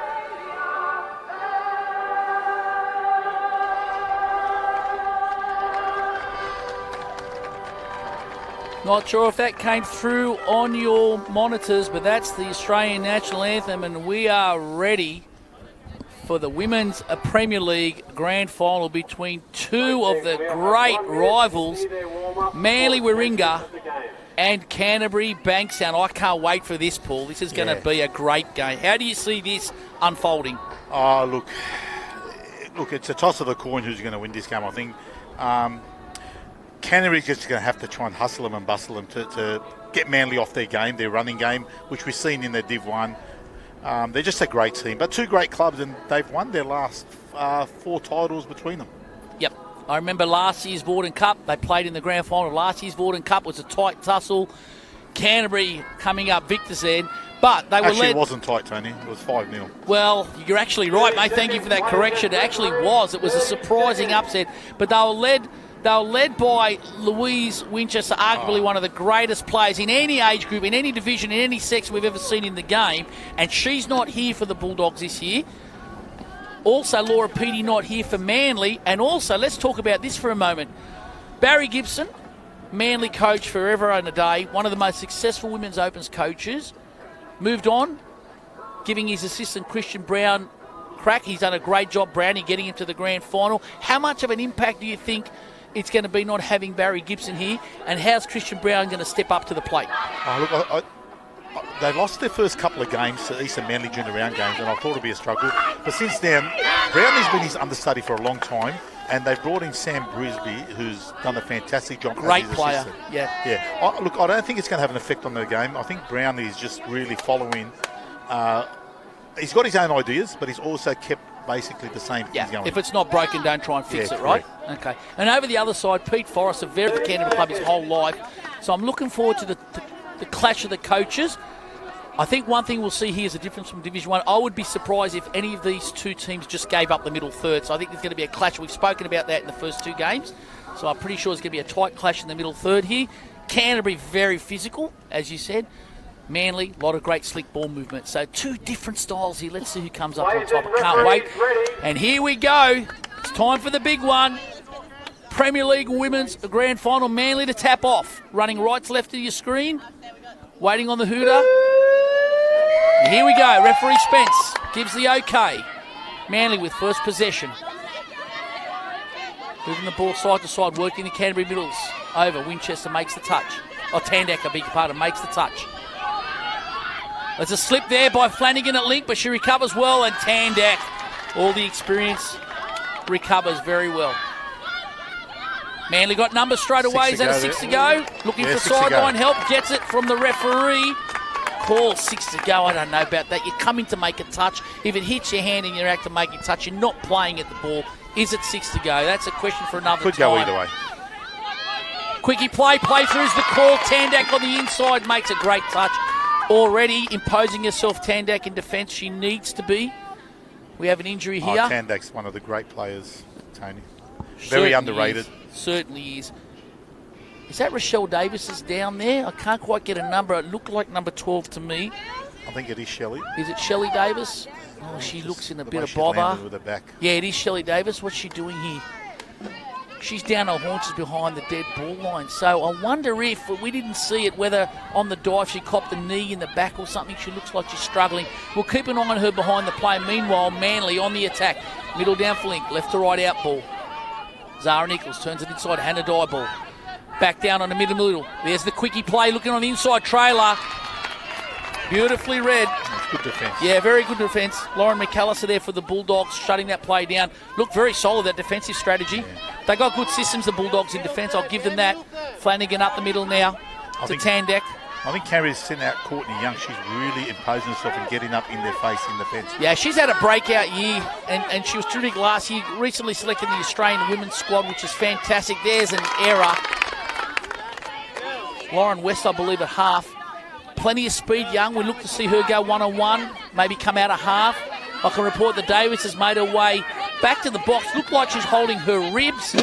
Not a good sign. Which medics with her. We'll just see whether or not she's going to get back on the field, but he's testing those ribs out. She's certainly in a lot of pain. As Manly attack. Got someone open. Great touch. Did she make it? I think she did. No, she's missed her. She's called it. No, she's called it, yes. She did call it. And I'm okay with that. She called it straight away, and the referee just checking with the sideline. Referee Spence gets the all clear, and I think you have to pay that touch. So we'll just keep an eye here on Shelley Davis, whether she'll be back on.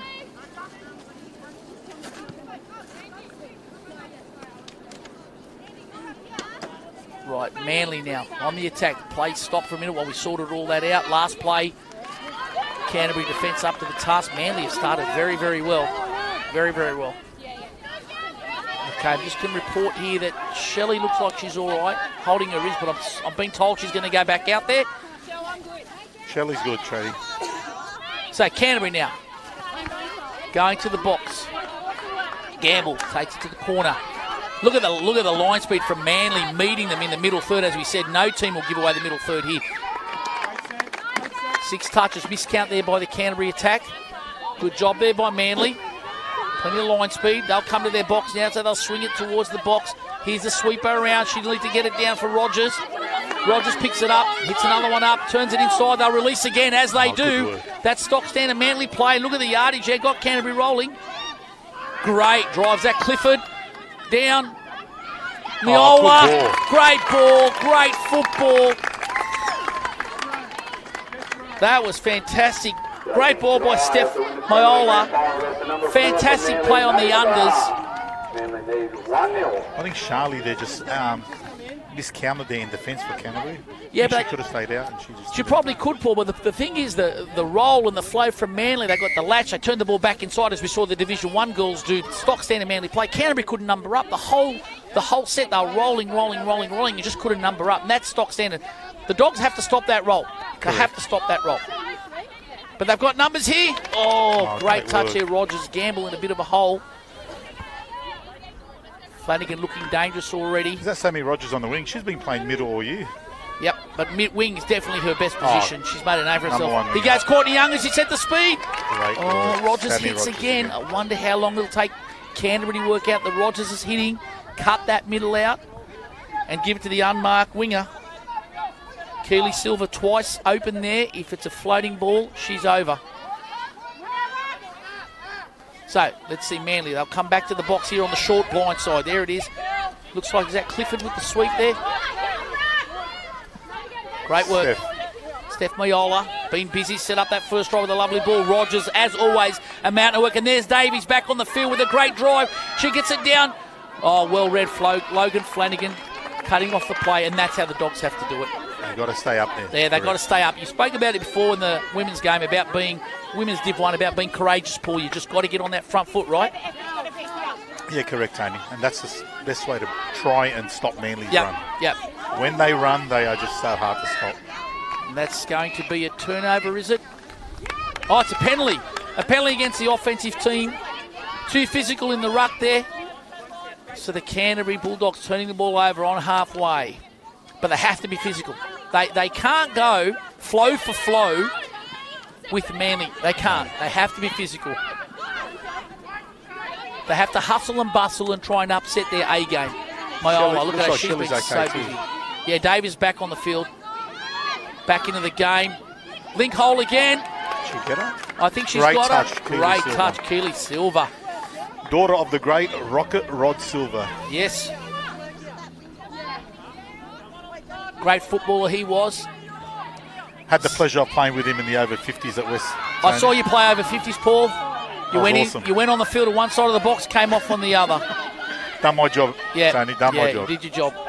I've seen your training look like a scene from The Walking Dead watching you guys doing your sprint work. Mate, look, our motto was just as long as we're still breathing at the end of the session, we're happy. It's a win, right? It's a win. Speaking of wins, Canterbury just got a penalty on halfway and they will get some good field position. Although they're going sideways now, they need to go forward. Well, taking it wide to the Manly box, so they must have something lined up here. Manly will look to get up in that channel, flood the passage and take Canterbury's time away. Flanagan on the charge. Turns it back, looking for Faze. Left to right, she's gone back against the grain. Fraser, beautiful, right to left. What a try. Great play from the Dogs. They stretch it all the way out to the right edge. I thought at that stage that Manly were going to try and flood the middle third, but some great ball movement. Flanagan hit on it like a steam train. We know she's got a great left to right.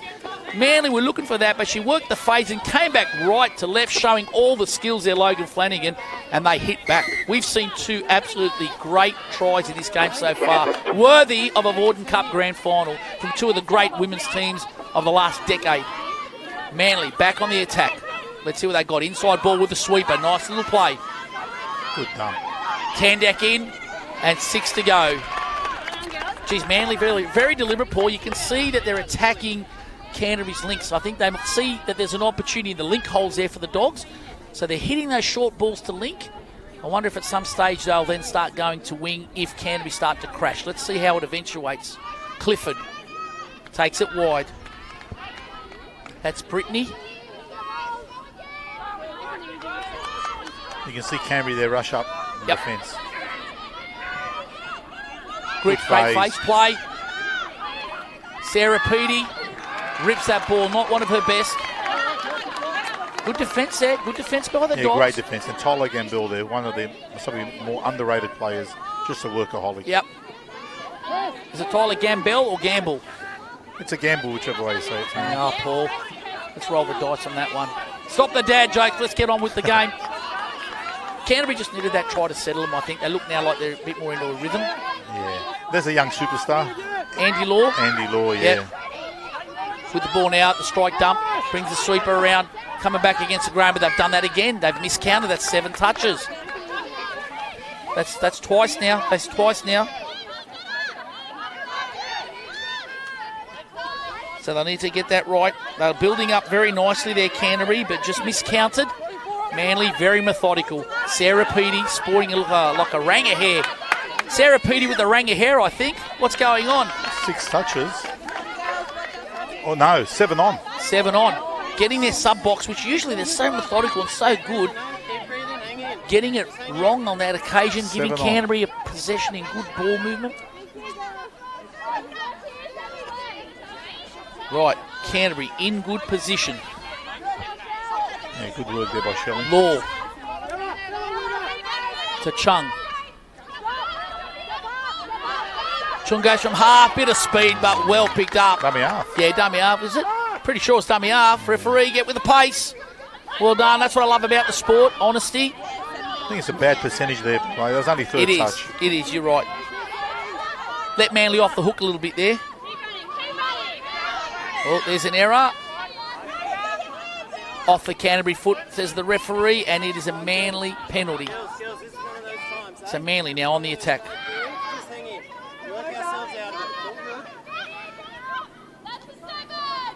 Let's see where they got.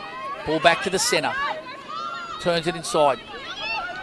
Sweeper coming around. Fakes off the right foot. Link hole again. Oh, well done. Silver again. Well done. Great work, Keely. Great desperate defence by Silver then.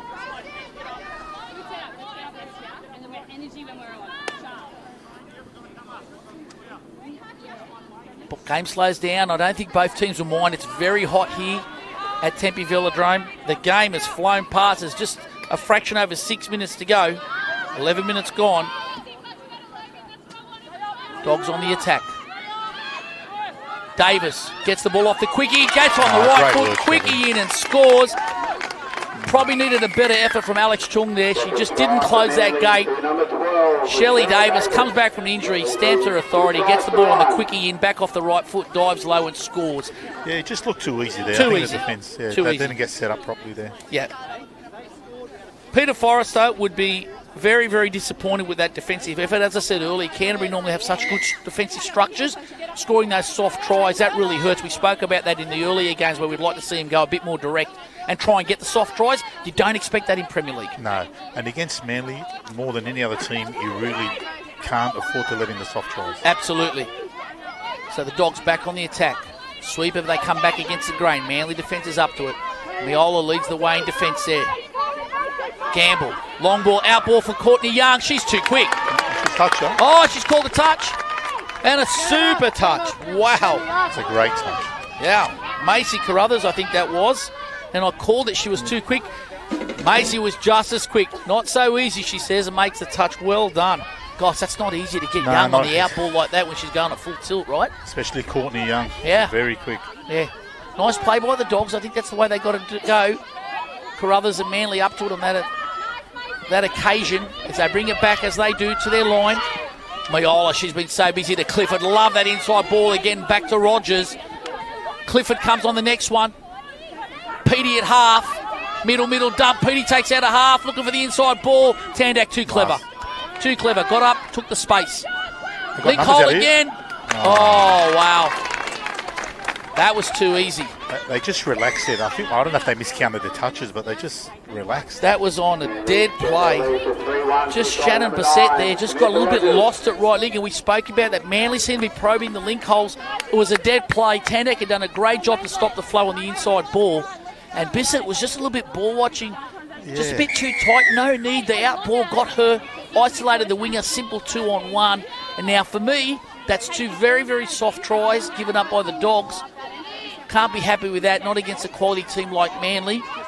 3-1, 3 minutes and 40 seconds. They need to answer back here, the Dogs. Flanagan, she's looked likely. Law puts it down. Wow, what a big minute we had. We had the Dogs on the attack with Courtney Young, beautiful out ball. Only been brought down by unbelievable touch by Macy Carruthers. That saved the try, and then in that set, Manly go up and score a simple one, and it's a 2-try turnaround. Now they get a piggyback. Referee saying a hip in the touch there. I think it was from Flanagan. Yeah, Logan. Manly get a piggyback. Davis gets them up to where they want to be, allowing fresh legs. Well over halfway here. Yeah, this is what Canterbury's got to stop, Tony. They have to stop the roll. Correct. Correct. They can't let them go into it like that. Correct. It's too easy. That's too easy. Steph Miola. Too easy. Too easy. And got excited. Well done, Logan Flanagan. Wow, they're just finding holes, eh? They're just finding space against the Dogs, and you can't keep saving tries with desperate touches. At some point, it's going to hurt you. Got to get your systems right. Got to get on the front foot. You got to meet the role. If it means giving away a penalty, so be it. It doesn't matter. You just got to stay up. Yep. Full of energy now, Manly. They are on the front foot. They're playing touch on the front foot for sure. Flanagan, good drive, release. Much better, but there's no half. There's no half and there's no drive. Chung looking for an inside ball, finds it. Need another release. There it is. Still swarming defence by Manly. The Dogs on the right edge. That's a late pass. And that's a problem. I mean, you get the last touch with 20 out. You can't attack from there. Another good touch there by Carruthers. Just seems that Manly are just a fraction ahead, just on the timing, just one step ahead. The Dogs are just a little bit slow in execution. That can turn around quickly, but you just see that Manly do that flow better. And Canterbury have to disrupt this. They do a switch here and then they'll pass it. They've actually this rucking pattern, it's just too fluent. There's no disruption. Sarah Petey down, looking for fades. Good roll ball. They got numbers out there. They have got numbers. They have got numbers. That's too easy. That is just Manly's bread and butter. Yeah, and you cannot. It is. I mean, we talk about it. Now, stripping for numbers, it's great perception. Sarah Petey comes to the left edge, turns it back down for phase, dragging the left edge in of Canterbury, stripping for numbers. But for me, that started upfield. And they just get that flow, they get their sub-boxes, no disruption. It was a good call by the ref. He could have given Manly a penalty. He played advantage. And Yep. They've got the a face play off the back of it. Held the whistle for a bit and they got the ultimate reward, which is a try. I mean, Canterbury would love to, they need to try and score here. Wow, it's a mountain now, 4-1. They need to try just before half-time. Manly, look at the energy, relentless in defence. Is that lost ball? That's a lost ball. No, play on. Manly, relentless. 39 seconds. They got them all out. Canterbury desperately love a try just before half-time. Tandak. Oh, she's got her. She's speed. Great try. Wow. Great work there. Hannah Stacey. Yeah. Big play by Stacey. Big play. They were beaten for all ends then. They've got him on that out ball a couple of times, but haven't been able to come away with the biscuits. 10 seconds. Tandak to Flanagan. It's a middle dump. Manly in no urgency to make the touch. 7 seconds. Petey makes the touch. Flanagan. Petey's got her covered and does. And that should see us through to half-time. There it is.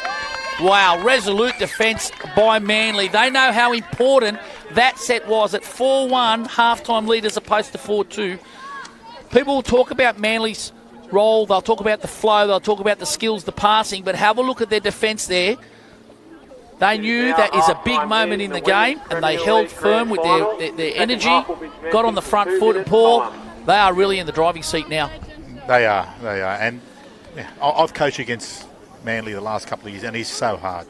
And all I can keep telling my girls is you've got to stay up. You have to. With Manly, if you can't win the middle third, you're not even in the game. Yep. You're not even in the game. Yep. I mean, they can play at both ends of the field. Don't get me wrong. I hope my girls are listening to this too, Tony. Mate, the way you trained your girls this morning, they'll all be asleep. Mate, you saw there, like that defence, relentless, swarming, Canterbury have got them a few times, that little out ball. They've actually got them. But they've got to get a bit more direct. There's been a couple of very, very good touches and some desperate defence from Manly to save tries. And they've certainly got a lot of plays, on the offensive side of the field too. But for me, they're still one of the best teams in that middle third in any sex. So if you look at the two premier rucking teams in the middle third, for me, it'd be Dawson Dragons in the men's and Manly Warringah Women's in the Warringah in the women's. They are on par with each other as just having beautiful, seamless flow through the middle third. Okay? They've only one time Paul they didn't execute, which they got 7 on. One thing about the Dogs is if they can come out and they're not going to give up and Peter's going to roll them up, if they can get that first try, they're not out of it. Yeah. They're not out of it. Yeah. But they really need to come out hard and not roll. Not roll at all. Well, Peter's a very tactical coach. He's a very astute coach. So he would have identified that it's the roll that's killing him. He wouldn't have looked too much at either, and he would have said that we've got to win that middle third. So it's going to be interesting to see what their tactics are. You said at the start of the game, Canterbury have to be more physical. I haven't seen it. No. I haven't seen it. And they have to get forward, and they've got to get physical. And if it means giving away a penalty, then so be it. If that disrupts the roll ball and they set on the line, so be it. But if they play Manly off the back foot, it's going to open up. So I'm really looking forward to seeing what his tactics are in this half. Christian Brown, we said earlier, he's done a great job in his first year as a head coach. It's been a seamless transition. He would just want the girls to keep doing what they're doing. He'll just keep on. He'll have a plan B in case Canterbury move up, but right now it's that old adage, if it's not broken, don't try and fix it. They just got to keep the intensity up, Manly. That's what they can't afford to do now, is just relax and play the time. Well, we know Canterbury will always be intense. They're never going to drop the intensity. Never. Well, here we go. Under the new COVID rules, it's only 17 minutes. It's a slightly shortened format. I'm sure they have something here for Logan. Flanagan, down, Young. Needs to get more involved for mine. Back to Tandak. It looks like a second phase. Oh, long ball was on. That was Zara. Great touch by Zara. Was Zara, Nicholas. Great touch. Thought Silver was half a chance. Like to see them bomb wing a little bit more there, Canterbury. Silver's been opened a couple of times. Sammy Rogers is a marquee winger, but you've got to get her to make a decision. Meanwhile, Manly back. Oh, well done there. Silver gets up. That's Hannah Dyball. To stop the flow, and Dyball just steps. That'll be a penalty against Tandak. Oh, that has to be a penalty. That has to be a penalty. She's been offside for 2 touches and ran straight through the offensive line. Wow. Let's move on. That's ball down. And that's a penalty to Canterbury. Luxa Fortune. Really. This is Canterbury at their best, Tony. Yep. Well, this might be what Canterbury need. This is what they need. They need something. Moving forward now. Setting up. I like their first try when they brought it to one edge and then spun it to the left. Got to be a little bit more intent in what they're doing, a little bit more construction. Okay, Andy Law looking for Gamble. Goes down for Gamble, looks like a Rooster play. Comes around. Great defence, Hannah great Dybel. read, Hannah. Yeah. Not the person to do a Rooster play on in my eyes as a saver defender. Oh, she picked her up. Hannah, yes, too good. Hannah Dybel's not a player I'd be going one-on-one with. So even they set up for Rooster there, but for me, Gamble didn't really commit to the wrap and gave Dybel all the time in the world to recover and then just slide out. I would just like to see them take Manly one way, come back against the grain and rip a long ball. That's the way I think they have to play. That's how they got their try. They only try. I don't like those one-on-one matchups at the moment because Manly have definitely been up for it. Clifford's had a great game. Gee, she's made some yardage. She holds the ball out in front with two hands. Makes some great yardage. Back to Myola. Clifford picks it up. She'll come back off the left foot. There it is. Throws long. 2-on-1. Unlucky. We've got a penalty here to the Dogs.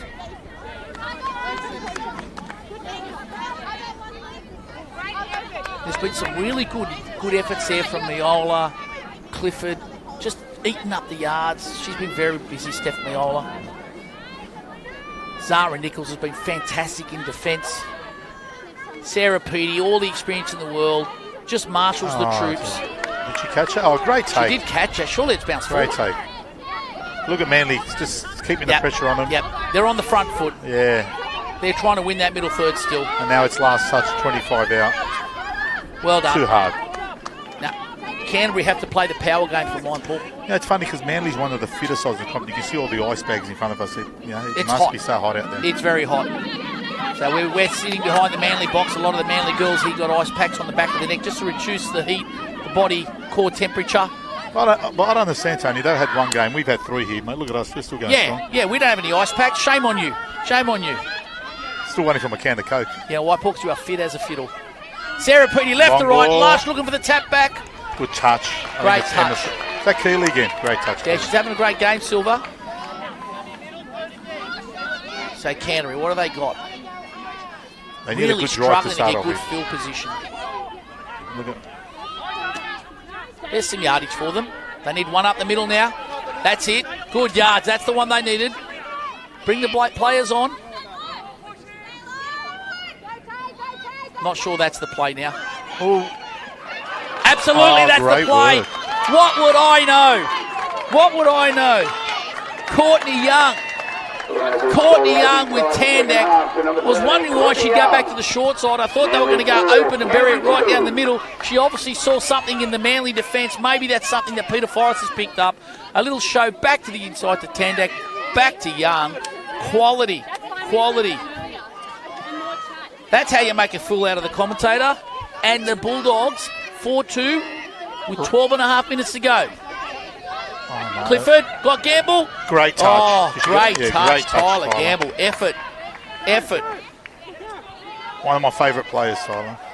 So, Manly, they want to answer back now. They don't want to get nervous and look over their shoulder. They've got to keep playing footy, keep playing the style that's got him in front. Davies gets around Dybel.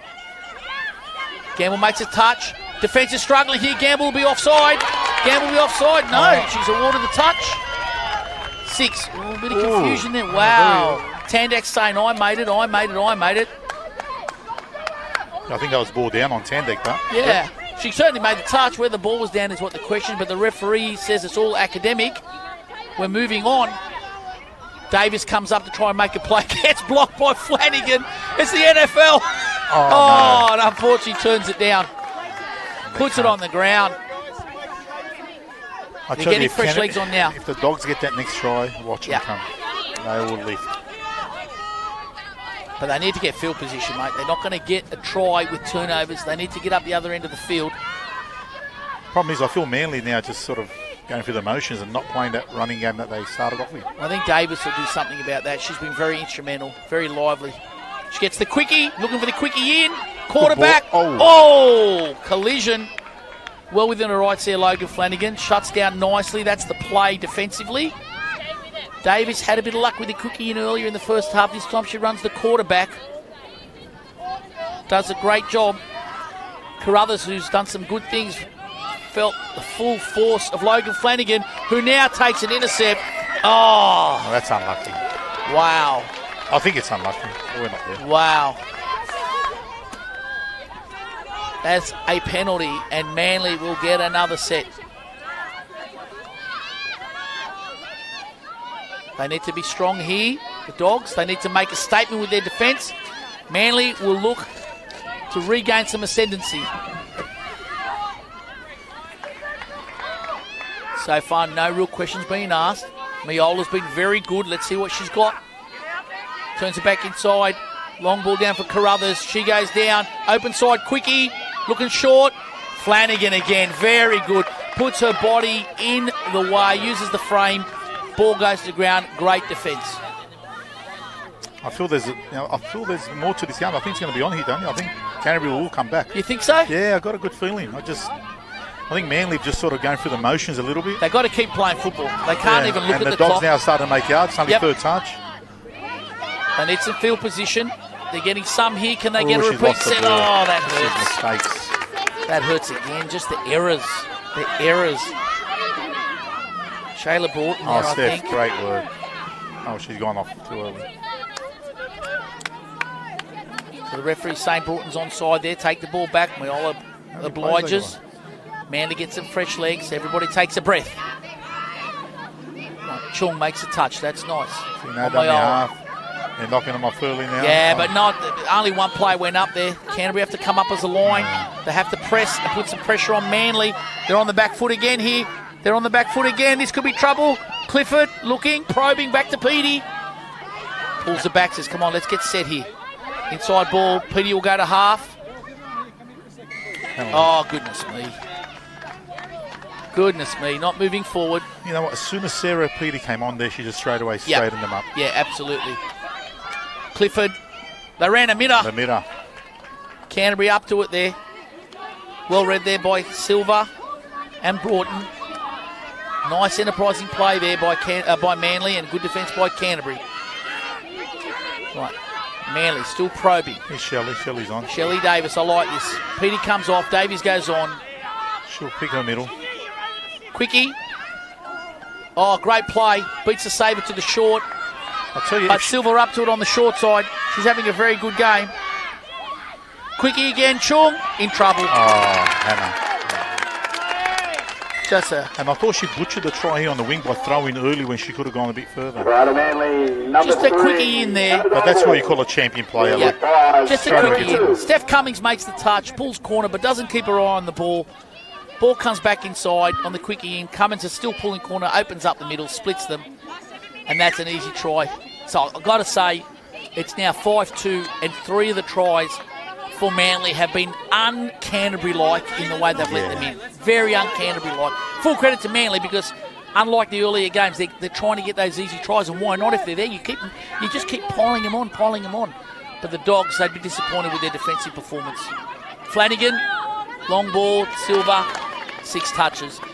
Well, here we are, 5-2. We have just under 7.5 minutes to go. Still plenty of time for Canterbury, but they've got to shore up their defence and find some points on the scoreboard. Manly going back to the box looking for flow. Oh, there's an error. I was just about to give him a compliment to have made an error in there. Very little. I count 2. 7 on, and that Miola just overran the ball there trying to get off. That gives Canterbury field position. 6 here. Absolutely. Very important. If the Dogs can get a try here, get back in that game. Tandak to Young to Flanagan. They got their big guns on. Tandak comes around on the sweep, gets the ball. Should go for the line. Comes back inside for Young, looking for Faze. Long ball to Flanagan. Great defence there. Clifford, die ball. Great defence. Flanagan down for Tandak. Back to Flanagan. Nothing doing here. When Logan decides to straighten up, she's got such a good pass either way. But when she goes sideways...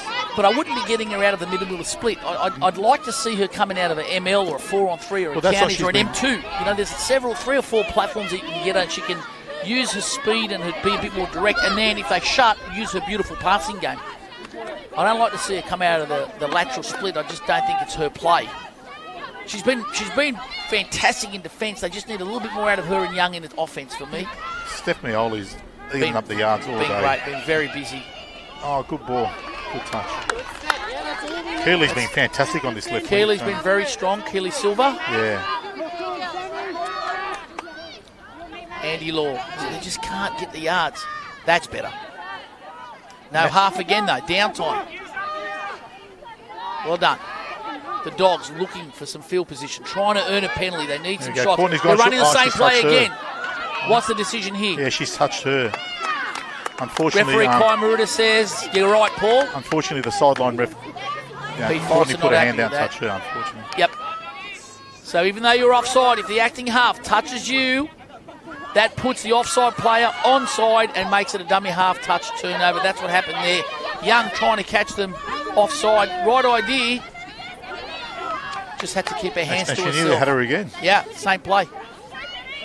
They're clearly seeing something in that they think they can exploit.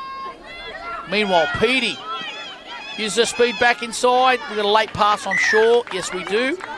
Canterbury penalty. And I must say now, 4 minutes and 50 seconds. The clock is most definitely the enemy for the Bulldogs. They can't afford this. As the seconds tick away, they are down 5-2. A tick over 4 minutes and 30 seconds. For Manly, it's all about defence and their legendary drive. If they keep that flow going, keep the ball down the other end, they don't need to score again. Canterbury looking for answers. Great yardage better. Still, no dummy halves. There's a lot of uncertainty with that downtime. Gamble, that's better. Back on the sweep. Probing. Cummings gets it down. Play breaks down. Yeah, they needed phase there. Play breaks down. All the Manly girls were in one line. Nothing will happen here. Manly are okay with this. There's under 4 minutes on the clock. Every defensive set for them is a win. Andy Law gets up, makes a touch. Manly, once again, methodical. They'll go to the box now. Takes big yardage, Sammy Rogers. And look at this, Shelley Davis, magnificent. Down for Hannah Dybel, it's the same names. Penley to the Bulldogs. I think we've got an off the mark here. Oh, no, we've got a no touch. And that was a problem. Canterbury defended so well for 4 touches and just let them last 2, let them roll. Yep, exactly. And the clock ticks away. All these breaks in play will definitely suit the Manly team. They really need to score this 6 if they can. The Dogs running out of time. 3 minutes to go. They need 3 tries in 3 minutes. I think it's a bridge too far. What do you think, Paul? Yeah, I think it is, but... Tandek goes from half, finds Flanagan. That's better face play. Outball Manly defence, just relentless. Geez, you'd be pleased if you're a coach. Christian Brown must be so pleased with the defensive efforts of his team, along with Sam Brisby. Like, that was pretty good phase. And they stretched it, but Manly turned up in numbers. Just the efforts. They want this so bad. And they're going to get it, I'm sure. Sammy Rogers coming off a wing now, doing a mountain of work. Clifford. Brilliant. Again, overran the mark, but they're not too worried about that. There's just a tad over 2 minutes on the clock. 5-2. It's in the bag, you think, for Manly. Good touch there by the Dogs. And Clifford gets touched from dummy half. They just haven't been able to go with them. They didn't get the physical game that they wanted, the grind that they wanted, the Bulldogs. A little bit clunky in their roll ball, especially in their downtime, I feel. And just basically couldn't stop the Manly flow in that middle third. Yeah, you have to. Like that's see, no dummy half again. Just breakdown all the time. They've got to really, for State Cup, have to work on that rucking. Young, out of half. Late pass. Late. Yeah, it's definitely late, but she's still in there fighting. She's trying so hardcore. You've got to give her credit there. Absolutely. She hasn't given up. Absolutely, but you know, every time she's got it, and she's certainly made some inroads, there's been a desperate Manly defender Put him under pulling a lot off of a pressure. great touch. Yep. So as the clock winds down, just a tad over 1 minute. Manly, they just want to get the ball down the other end. It's been a wonderful tournament for them. Oh, yeah. They finished second on the ladder. behind the Roosters. Upset the Roosters. Clifford Clifford goes straight through. Unloads the ball. Late pass. And like I said to you, they lost out of their first 3 games. They lost their first 2 games to Manly and the Roosters, and everyone was doubting them, right? Yeah, everyone was saying they've lost some players. They've lost Barry, who's been just a stalwart for them. You know, he's been their rock and their mentor for so long. And look, no doubt that would have put untold pressure on on Christian Brown, because when you take over a successful team like this, as I say, the only way is down. Yeah, okay. Correct. But he's done an outstanding job, and they come back from 0-2 to win second spot, and now look at them, they're going to be Vawdon Cup premiers, and I think this one in particular, they have won plenty, but this one might be very special for them. Well, especially for the 2 new kids on the block, Christian Brown and Sam Brisby. Yep, and they're sending a message, if you thought we were done, you got another thing coming. Dieball gets it down for Davis. Dieball. She got touched. Flanagan makes a great touch. She's been fantastic in defence. She's been very good for Canterbury. But it's all over with 1 second on the clock. Hooter will sound. And there it is. And a dominant display by Manly Warringah. 5 touchdowns to 2. Taking out yet another premiership in the Vawdon Cup. What a wonderful, wonderful effort. Did you see that coming? Yes and no. You're a liar. You didn't see that coming. Yeah, I thought Manly would win. I didn't see the score being like that. Yeah. But again, you can't let them run. Jesus, they're so nice to watch when they're running. They're just they are. They're very nice to watch. They've got, as I said, we said earlier, Paul, between Manly women's and Dawson men's, like, there's no prettier flow, is there? There's no smoother flow. And if you can't disrupt that, you're always going to be on the losing side of the scoreboard. As both teams now get together for this is a nice touch, get together in the centre field. Much respect. Combatants on the field, they play it hard, they play it tough. There is no quarter asked or given. But at the end of the day, they're great rivals, great friends.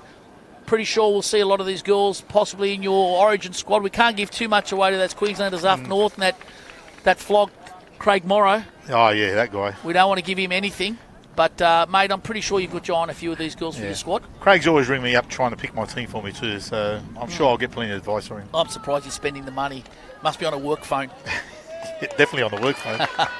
Well, at the end of the day, it's done and dusted, the 2020 Vawdon Cup and Women's Premier League. Congratulations to Manly. Just another dominant performance once again. They take the tournament, 5 touchdowns to 2, and we can look forward to seeing both these combatants once again in the State Cup Grand Final. We'll see you shortly for the Men's Premier League.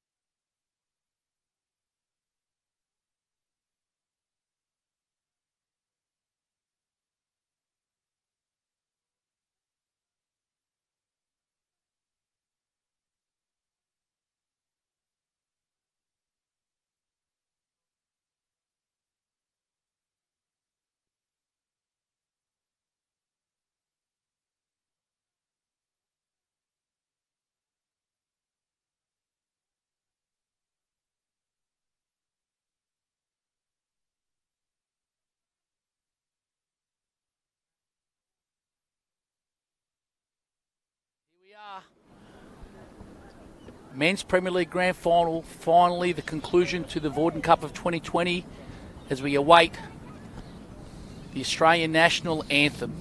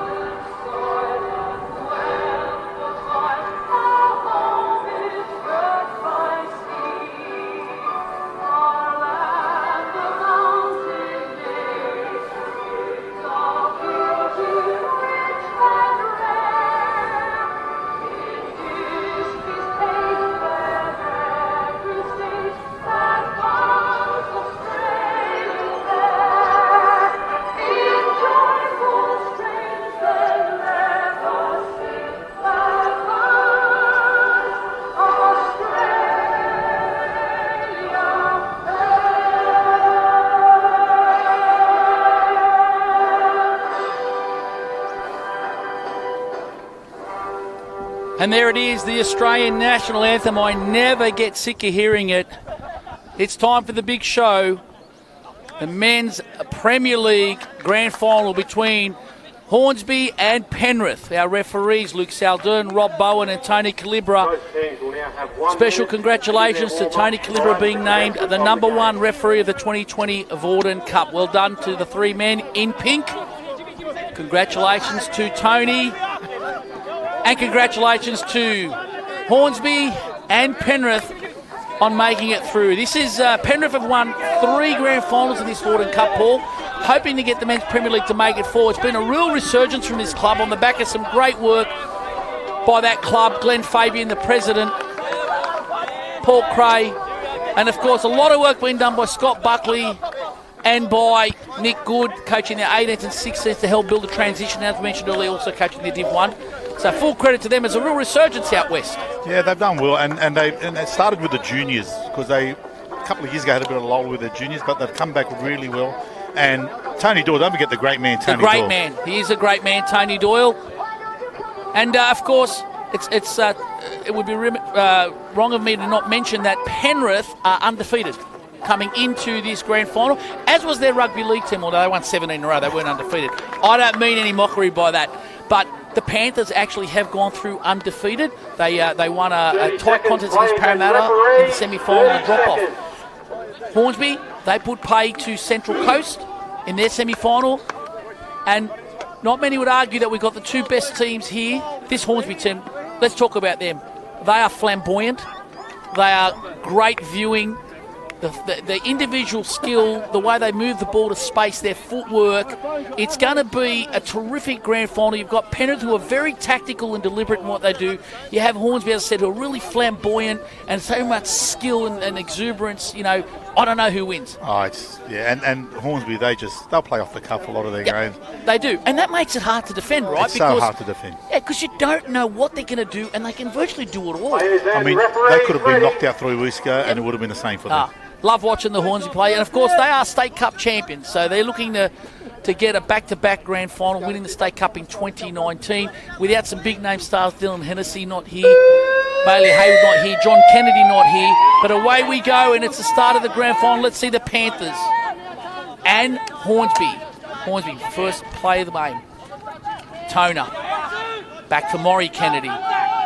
Nice little play, looking for the inside trail. Kieran Toner, the foot speed, looking for Kennedy, open. Touch is called and is made. Made touch, great touch. Yeah, fantastic touch there.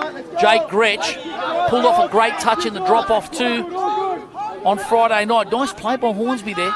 Yeah, you're going against the grain there. Yeah, Kieran Toner, full of speed. That's his play. They need to get him using his foot speed. There he goes, Toner. Throws a passive link. Collision there between Tim Good, Penrith winger. Alex Nichols here, also known as Bones. A few words exchanged. Referees decided it's a turnover. Looking forward to that contest between Bones and Goody. Tim Good. There'll be plenty of chatter, let me tell you. Plenty of chatter. Penrith bringing it away now to Buckley, the captain, or the coach, I should say. Jaden Ashby's the captain. to Nick Good. Didn't play in the semi-final with a hamstring complaint. They welcome him back today. Good. Holds the ball in front. Short ball try.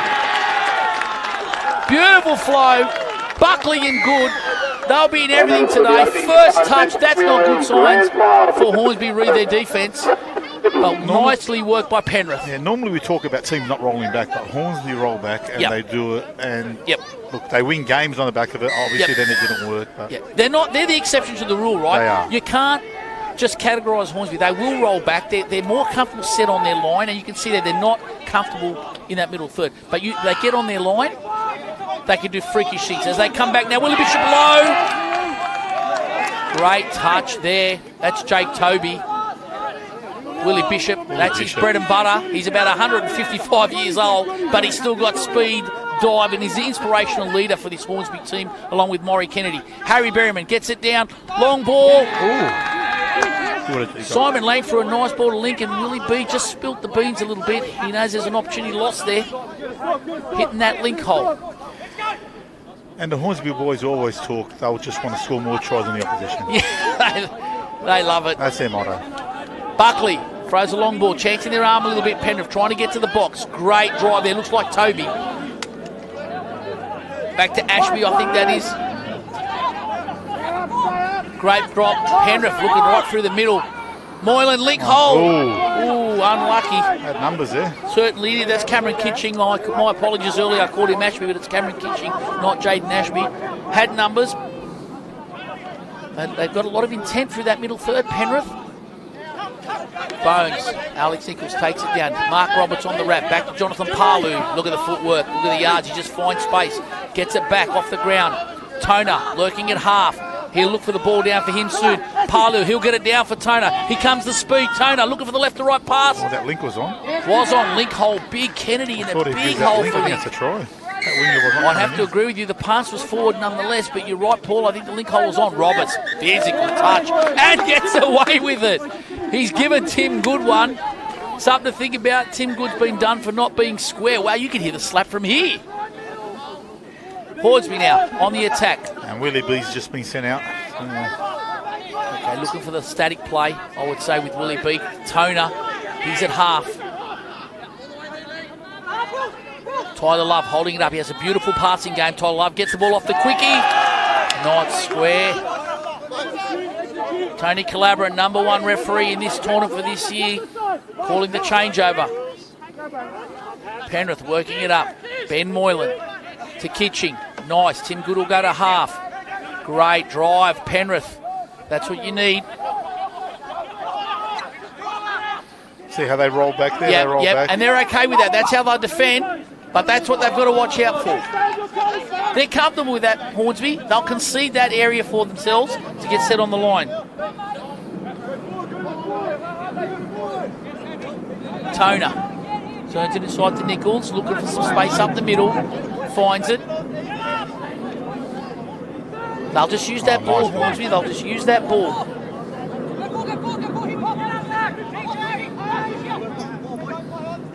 Toner runs the passing pass to Nichols. Has he got the speed? Good touch, yeah. Great touch. Didn't have the speed. He's a great defender, Jake Gretsch, showing his skills again there. Very hard man to beat. Toner. Late pass.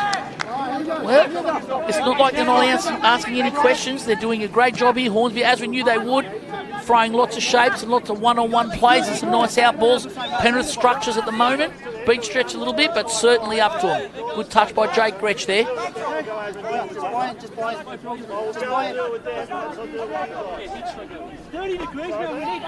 Penrith bringing it up now. Straight to the box every time, every time. And now they start rolling. Hunter at half. Picks up Good. Hornsby will roll to the line as they do. Lang stays up, says, oh, I've got him. Toby. Good for Toby. Yeah, that's down. I agree. And he's awarded it. They picked out Simon Lang, who's one of the most noted defenders in New South Wales touch football. Just got the ball down underneath him. Nice play. And the key there is their downtime, unbelievable. They're not giving Hornsby any time to react. It's bang, crisp, bang. I wouldn't expect anything less from a team that's coached by Scott Buckley. Very clinical, They work on those things. It's no fluke that they can do it time and time again. And nice low ball to the ground. Beautiful, beautiful. Buckley's created this. Good's out there executing it for him. It's a left and right hand working together. TJ Ashby steers the ship as the captain. Rooster looking for the inside ball, well defended. Not moving forward. Wow.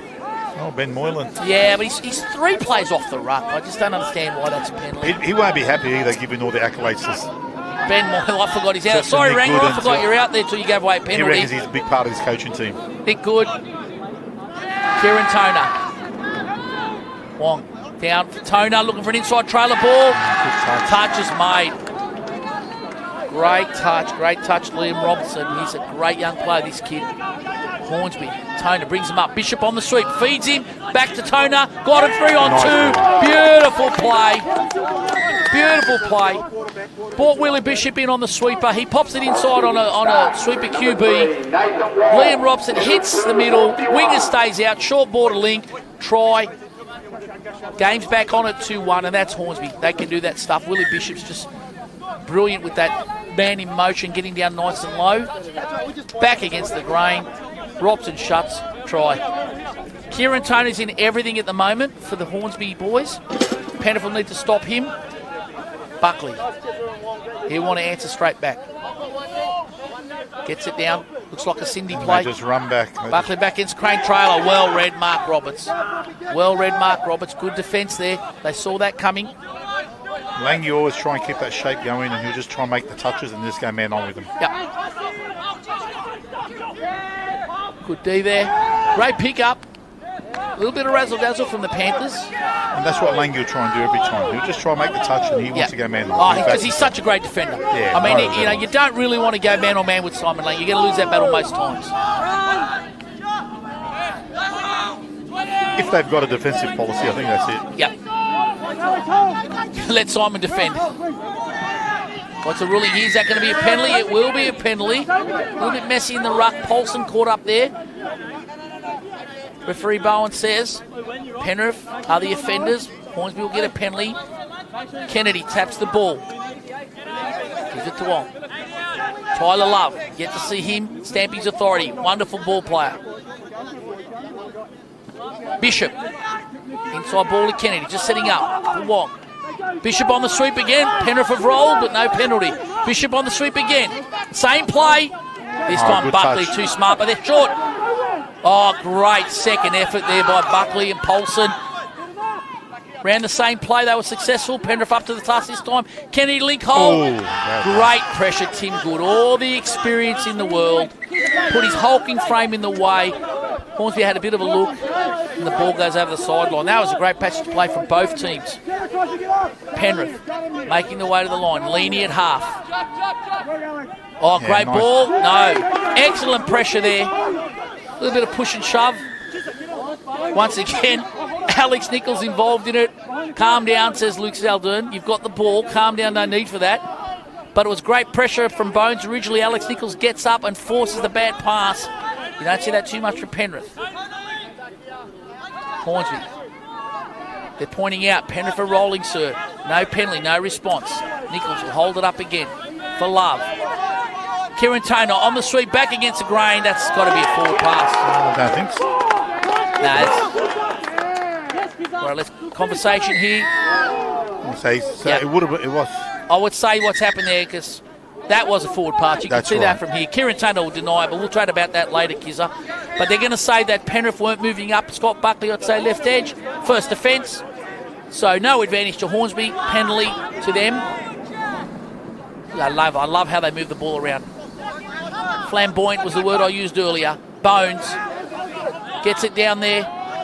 Quickie. He's great at the dive. Nichols is great at the dive. Made the touch. Tom Leany, great touch. Kennedy. Tyler Luff says, get it down for me here, son. He's looking for Toner, though. Kennedy back to Toner. Toner back to Kennedy. Love now at half. Is it a rooster? That's 2 penalties. Penrith will need to worry here. They need to be careful. If there's one more penalty, Penrith will have a player put to the side for 1 completed set of 6. So they can't afford to give away another penalty here. Otherwise, it'll be 6v5. With that ruling, do the refs have to warn the team? Generally, they don't have to, but generally they'll say that's two. Oh, and they'll nice give ball, they'll give them the nose. Great touch. Oh, good defence. Great touch there by Josh Peacock. And, the referees will generally give him a heads up, Paul, that that's two. Toner at half. Gives it to Kennedy on the quickie. That's well soft. done. That's soft. Buckley was already up there.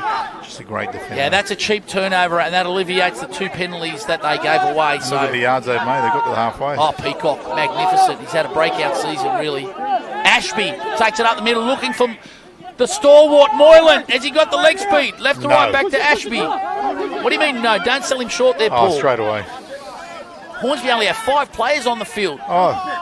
And that's an intentional penalty. That could be in a sin bin, that. It could be. That'll be Nichols. Again. I don't know how that's not in a sin bin. Well, I think what's happened there is realised they've got 5 players. Somebody's gone down here, so we've got a bit of an incident. Hornsby have got 5 players. We're missing in the backfield. And someone looks in serious trouble over there. We're trying to point it out. I think it's Toner. And it doesn't look good. It's on the far side of the field to us in the Penrith box. They're attending to him now. If it's Kieran Toner, this could be massive put him in the bin. Drama. It is Kieran Toner. Toner's down with what looks like a shoulder issue. And he has been sin binned for kicking the ball in the ruck. This is a double whammy for Hornsby. Watch Simon Lang step up here as the middle. Berryman makes a touch. Tyler Love strikes. Nice play by the Panthers. That's 2 touches. It'll be 4 completed sets before the play can come back on. Berryman makes a touch. Ashby. Try. Well executed. Jonathan Parlew, great read of the play, came in to make the strike. Missed it. The ball got away. And that's 3-1 to the Panthers. They'd be happy with that, executing that play on the first set. Toner looks in all sorts of trouble on the other side of the field, and his involvement in this game is doubtful. I'm no doctor, but it looks like a shoulder dislocation because it looks like they're trying to get it back in. That can't be good. Hornsby trying to answer with 5 players. Lang holding it up. 3.5 minutes to go. On the sweep, Bishop. Lang. No numbers there. Last touch. Kennedy. They got numbers. That's down. That is down. Wow. What a play. Simon Lang, not only can he defend, but boy, he can get the ball down quick on a low dive. He's so smart. So good. He knows where that trouble is. Absolutely. And his reach. Absolutely. He's been such a great addition to this Hornsby team. What a great try. And Penrith. And he'll be middle here, and he'll try and just defend them. How disappointing for them to let in a try against 5 players. Now, can Hornsby get a stop?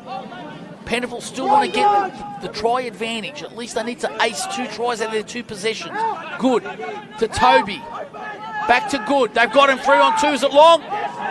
Oh, it's play on. It's play on. It's freakish.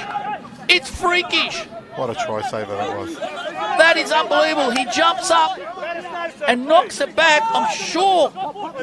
Was it Fong? I don't know if it was Shane Wong? Shane Wong? No, it wasn't Wong. It was Roberts, I think. Was it Roberts? Oh, my God. And it bounces backwards into a Hornsby player, and that's the end of Penrith's possession with the numerical advantage. So now it should be 6v6. Did he come back on now? Well, he should have come back on. It's 4 completed sets. It's 4 completed sets. It should be 6v6. Yeah, confusion here reigns, but Luke Saldern's got it. Well done, referee Saldern. Now it's back to 6v6. Now they've got 7 on. They got 6. Everyone take a breath. What a cracking start. It's 3-2 the Panthers. We've got just under 2 minutes. And we're back to normality. Nick Good takes it up. Polson. That was a Kitching. To Moylan. Leaney. Hornsby rolling back again. Tyler Love. Alex Nichols makes a touch. Plenty of speed, that boy. They're quite happy, as we said earlier, just to roll back, show Penrith the out, show them the outlines and roll them out.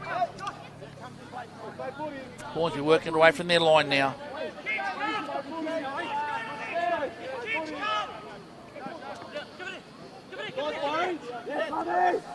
Looking to the sub-box, Hornsby getting some fresh legs. Parlew to Berryman, back to Parlew, to Kennedy. Nice inside ball to Parlew, to Bishop. Lang. Palu's all over the shop. As in, he's playing all over the field, not in a bad way, but in a good way. He's gone from left wing to right link, getting involved. He's such a brilliant player. You want him involved. You want the ball in his hands as often as possible. He can do the most amazing things, and he never shirks the work to give his middles a bit of a rest. Oh, Wong got caught in the ruck there. Will it be a penalty? It's not a penalty. It's play on. Now Hornsby got the ascendancy. Great work by the Panthers. They're going to give away a penalty there. Tried to give away a penalty. Didn't work. 20 seconds on the clock. Penrith need to stay on the line here, not move up. Simon Lang tried the impossible. Simon Lang tried the impossible, and it almost came off. And this will take us, I need to take a breath. This will take us to half time. This game is at a breakneck speed. It's had everything. It's had physicality. It's had a bit of chatter, a lot of banter, a sin bin. One of the star players is down, and we don't know if he's coming back. Unbelievable so far. Hopefully the second 17 minutes will be just as good. I hope so. And I think like with the player in the bin for 4 sets of 6, that finished 1-1. 1-1. Crazy. Yeah. Crazy. Penrith will be disappointed with that, and Hornsby will lift out of that. Both teams are fit. This is the other thing to explain. Both teams are fit, so I don't see any team dropping off physically here. The speed will continue. You know, you can see the difference in style. Hornsby are happy to give away. Once they get to the 10 metres of their own half, they give it away. And they're happy to allow Penrith to the outside and just run them out. So Penrith have to be more direct or turn the ball back inside. Take it to the out, turn it back to the in. That's what they have to do. Try and catch the links on either edge or the middle. And they've done that a few times. Exactly. Catch a link on the middle a bit loose, score. That's how they have to play. A little bit shorter, one edge to the other. Hornsby, they're trying to get the one-on-ones. They're trying to get the one-on-ones, especially with the Penrith young kids that they rate themselves against. And with a one-on-one with a live player, they fancy themselves to beat it. They need to get low. So they got Simon Lang. They got Willie Bishop. Blakes that get that down low. The guy that needs to get into the game a little bit more for me, for Hornsby, is Tyler Love. He's got a fantastic passing game. Haven't seen it, especially with Toner gone now. Love has to step up. Your thoughts, Paul? Yeah, no, I know what you're saying, and I agree with a lot of things you're saying. I just think Penrith really, they just can't allow them to go man on. That's where Penrith have got to just... If you're going to try and defend Hornsby man on, you're going to lose, I think, every time. They are so good. Can't agree with you more. Cannot allow them to go one on. That just can't be their play. And Penrith have good defensive systems, so they have to trust their systems now. They've got to stick with it and not play the scoreboard. Penrith start looking up the scoreboard, there's an issue. They'll have a set play here too. Yeah. I think Penrith will fancy themselves if it's a low-scoring game. If it gets into a shootout, Hornsby's your man. Get your money on Hornsby. Yeah. So who controls that part of the game we're going to see in the next 17 minutes. High-scoring game, I give it to Hornsby. Low-scoring game, I give it to Penrith. Let's see what Penrith have here from the tap. And Kieran's still not back. No, it doesn't look good. It looked like a dislocated shoulder to me. That's a massive loss.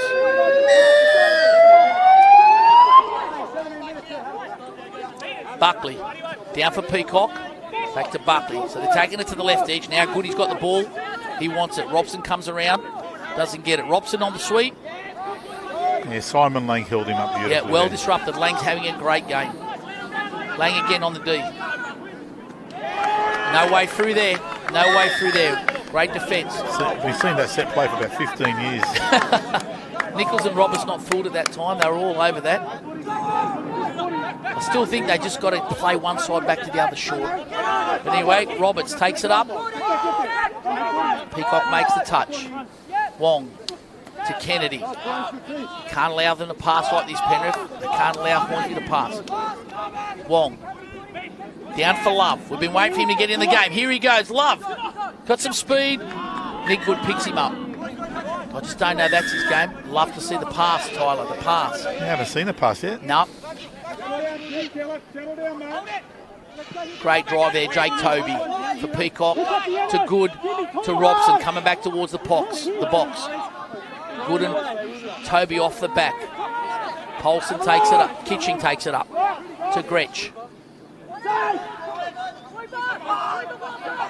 Sweeper for Ashby. He can get down low. Short ball. TJ. Short ball. Kennedy went for the knockdown.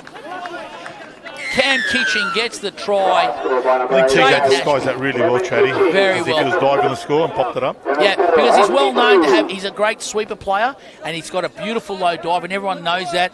They've held off expecting him to go himself, pops a beautiful late pass, catches Maury Kennedy in between. Should I shut? Should I hit?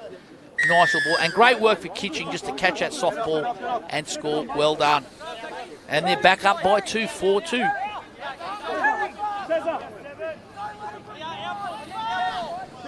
Bishop on the sweep, back against the grain. Knockdown. Where are you going, Gretch? It's not handball. Rock solid, good read there, Jake Gretch. He's done a lot of good saves. He's been very good in defence, yep. Okay, Lang for Roberts, out ball for Bishop. Play on. Play on. He's going to award that. He's called him off. He's got Cam Kitching offside. He's going to award that. Zach Hunter came in there claiming the touch. Referee says no, it was late. Your touch, ball was down before Zach Hunter got him. Cameron Kitchen, is that the son of the great Tim Kitchen? Oh, I don't think so, mate. I don't think so. I'll stand corrected, but I don't. Could be a grandson. Tim's pretty old. Well, one's Kitchingham and one's Kitching. So, few different names, mate. A few different letters. Oh, okay. English was never your strong suit at school. No. In fact, school was never your strong suit. Anyway, here we go. Penrith. Great read, Georgie Palau. Class act. Liam Robson plays the ball to Good, to Robson, to Tom Leaney. Moylan's calling the shots here. Moylan gets the ball down on the dump for Leaney. That looked forward. Hornsby bench went up.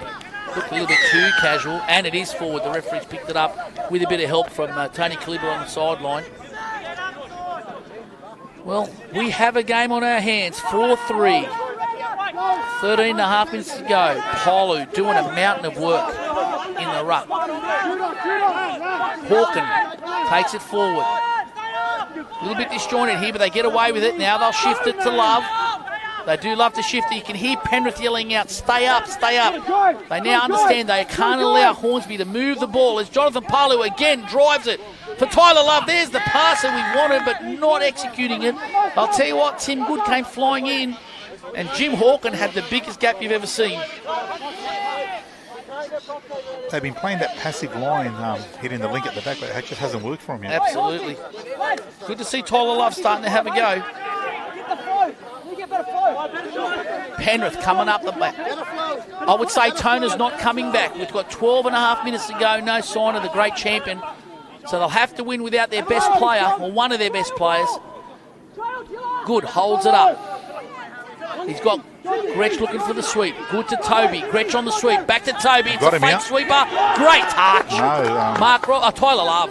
Tyler Love. Wow. Now that's a really nice play. Executed beautifully, defended fantastically. I thought it was a try there. So you think the ball was down? No, I just thought it was going to be a try. It's a great comeback by the defender. Yeah, Mark Roberts. Yeah, great job. Hawken back inside to Berryman. There's a Shepherd. Nick Good's arguing for a Shepherd. No response from the referees. Hawken to Lang. Lang takes good yardage. Good yardage. Now Penrith, they need to get up in defence. Polu again, he's everywhere. Picks it up for Roberts. Oh, that's long on. Ball, Goods in. Bishop, footwork, try. Wow, Tim Good, we mentioned earlier, he's been shutting down. Lovely ball there, Jonathan Palu infield as the right winger making the dump. Willie Bishop, he's 125 years age. That's right, he's aged 20 years in the first half. That's a great step back inside. Look at the footwork for a man of his size, a man of his age. He is evergreen. He's ageless. I think Penrith manned up wrong there. I don't think that was on at all. No. I think Jake was just a bit too far. He couldn't come back and help Tim Good. Yeah, no second effort. Tim did a great job to come back there to cover the long ball. And Willie's footwork, and then we know how good he is getting low. Wow, man. He has been a close to 40 star. now. Oh, I've lost count. He's been a star for so many years. And it's 4-all. What a game.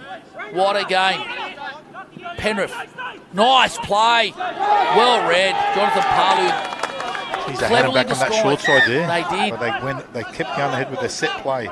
Yeah, they like their disguised plays. Sometimes just keep it simple, right? Yeah. Sometimes just keep it simple. They've had some really nice plays hitting that link hole,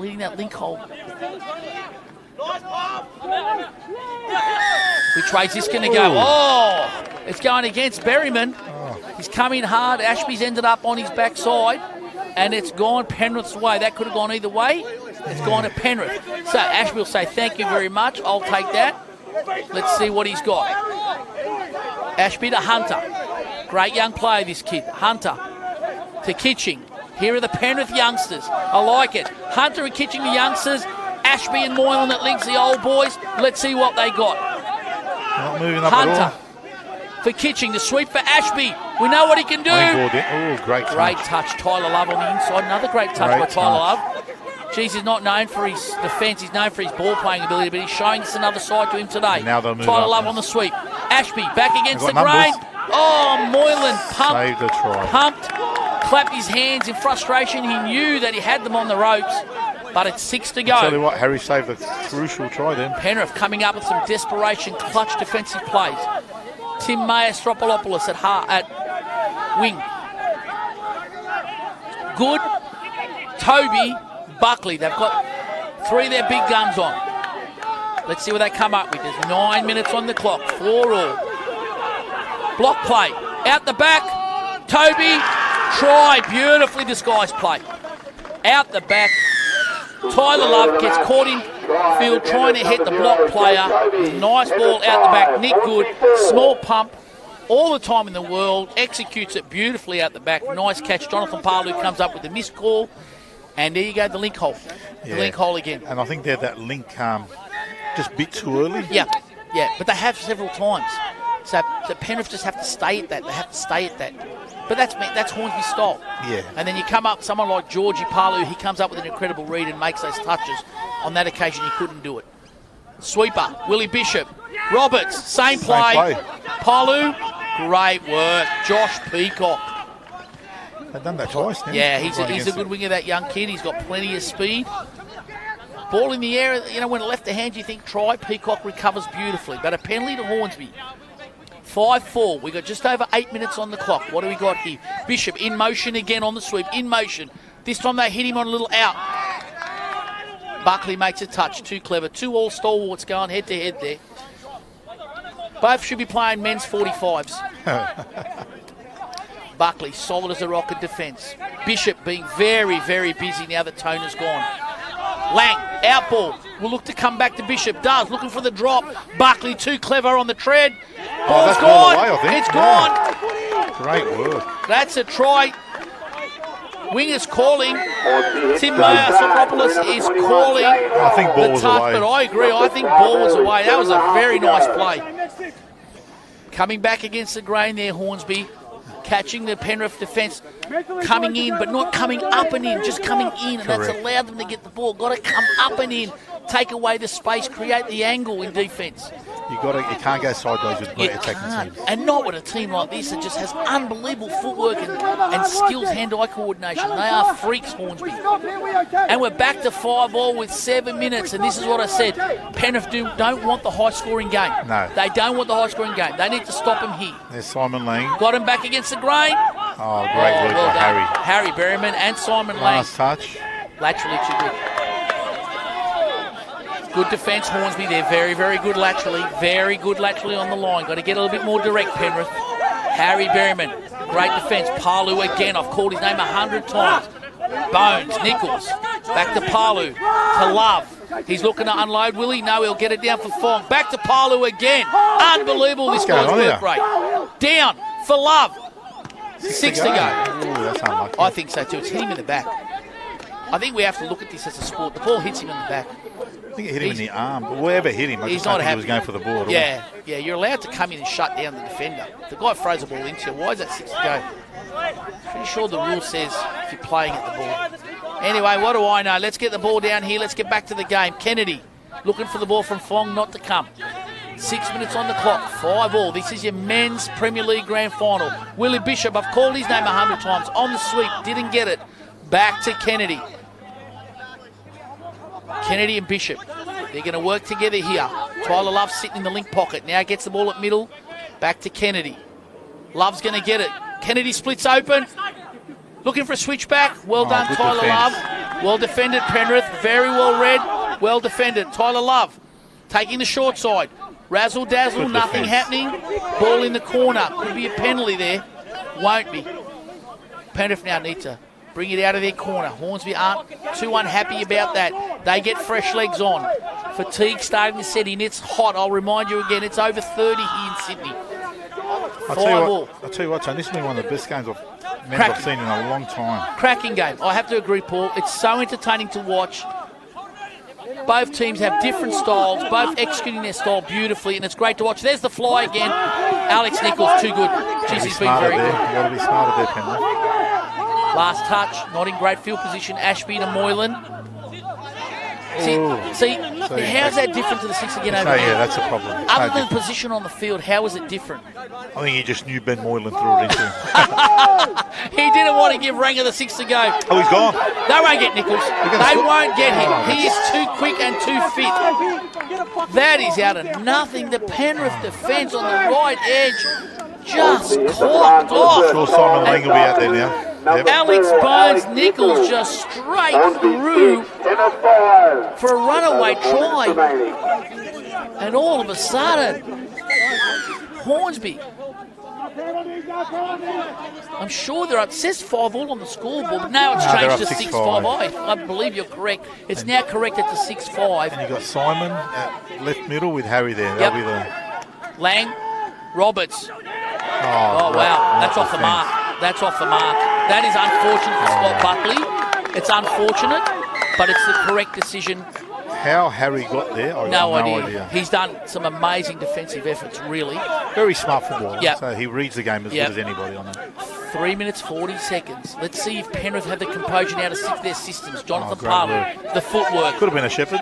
Could have been. Nick Good's asking for it again and didn't get it. Falling on deaf ears. Hawken, young kid, doing a great job in his first grand final.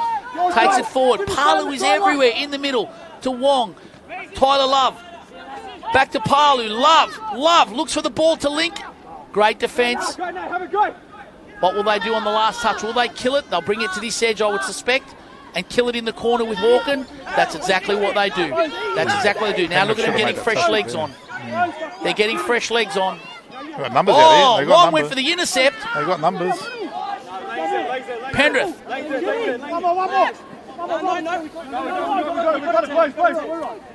Where's Nick? Just under 3 minutes. They need Nick Good on there.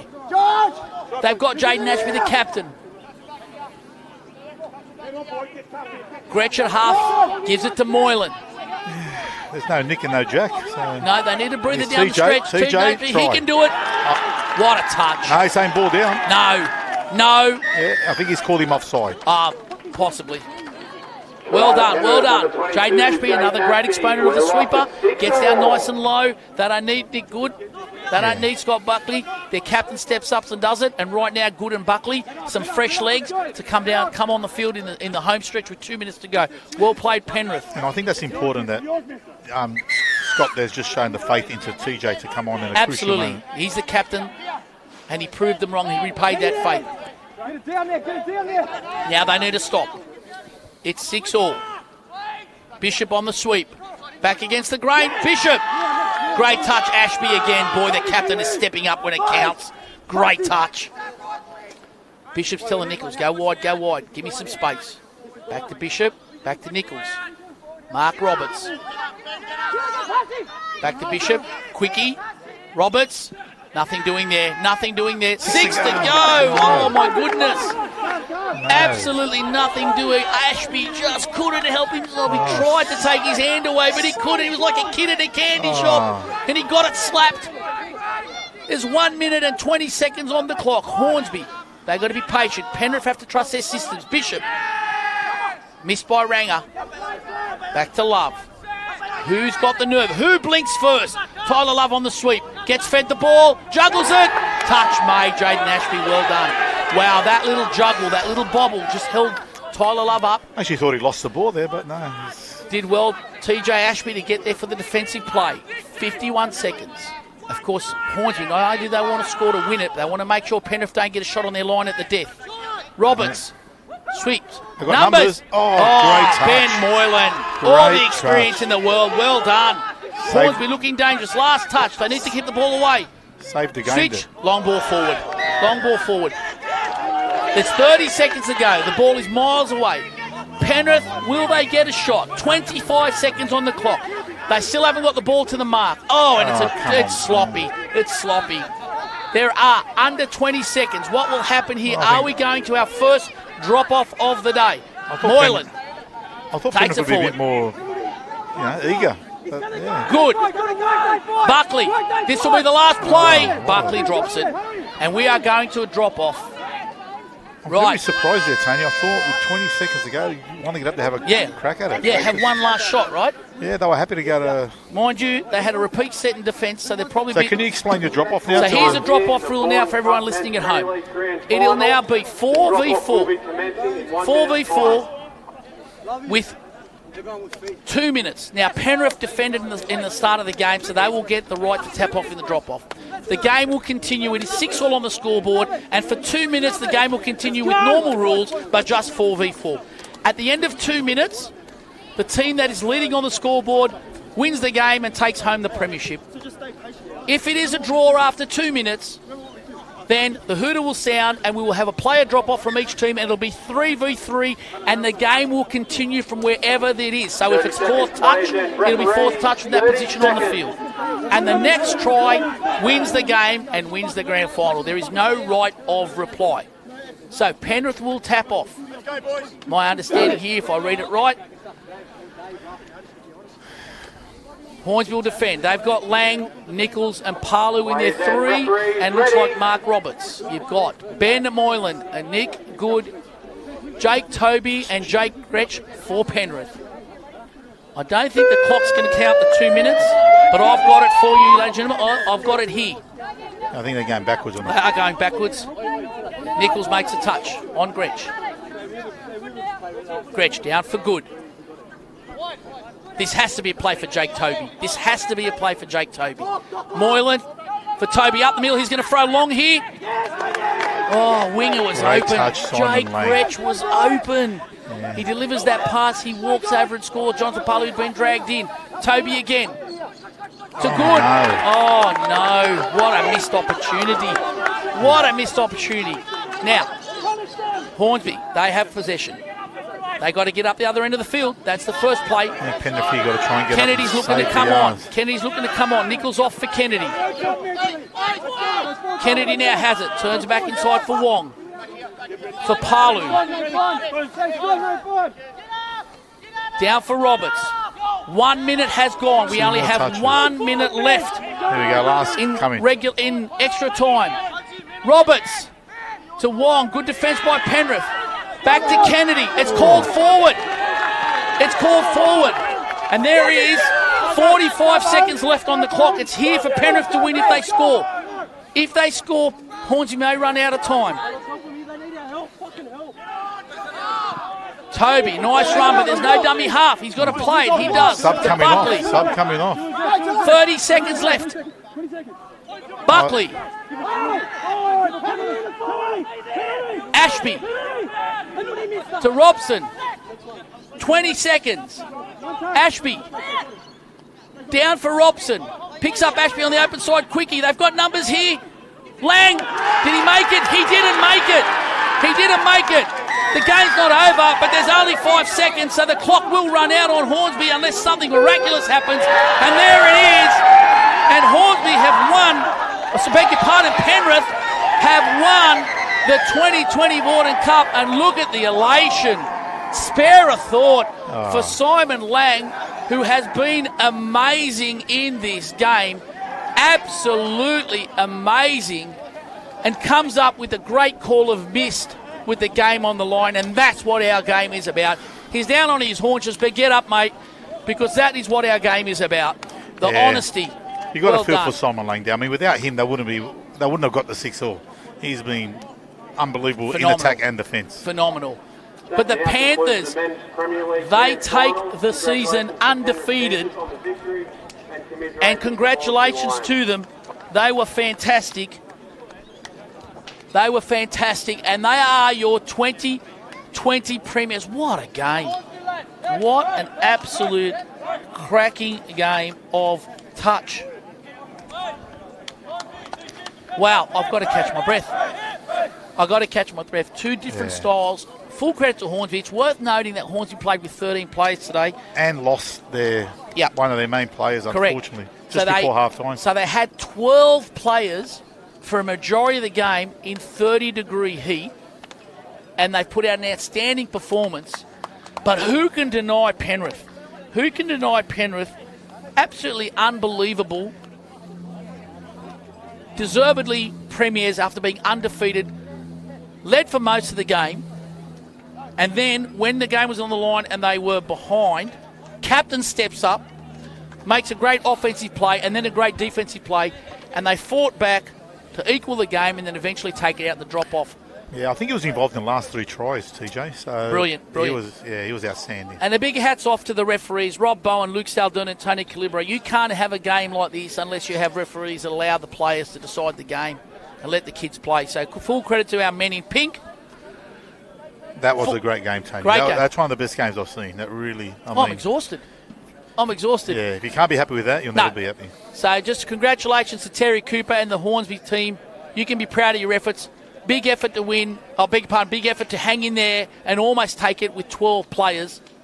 But to Penrith, our champions, what an amazing year. And they won Div 1 on top. They did win. That's their 4th premiership in the Vawdon Cup. What a great club. Pride of the West. Congratulations to Glenn Fabian, the president of Penrith, and all the hard-working people out there at Penrith. You do an amazing job. Anyone that's looked at their social media is fantastic. They've really got their stuff together over there. Scott Buckley, amazing coaching job to coach 2 premiers in Division 1 and Premier League, helped by his staff of Nick Good, Jaden Ashby, great captaincy, and mercurial Ben Moylan. Well done to both teams. What an amazing grand final. Both teams should be very proud. Well, that's it from Paul Sphere and myself, Tony Trad, here for the 2020 Vawdon Cup. We hope you've enjoyed all the games as much as we have. It's been a terrific event. Hopefully 2021 will be as less disruptive.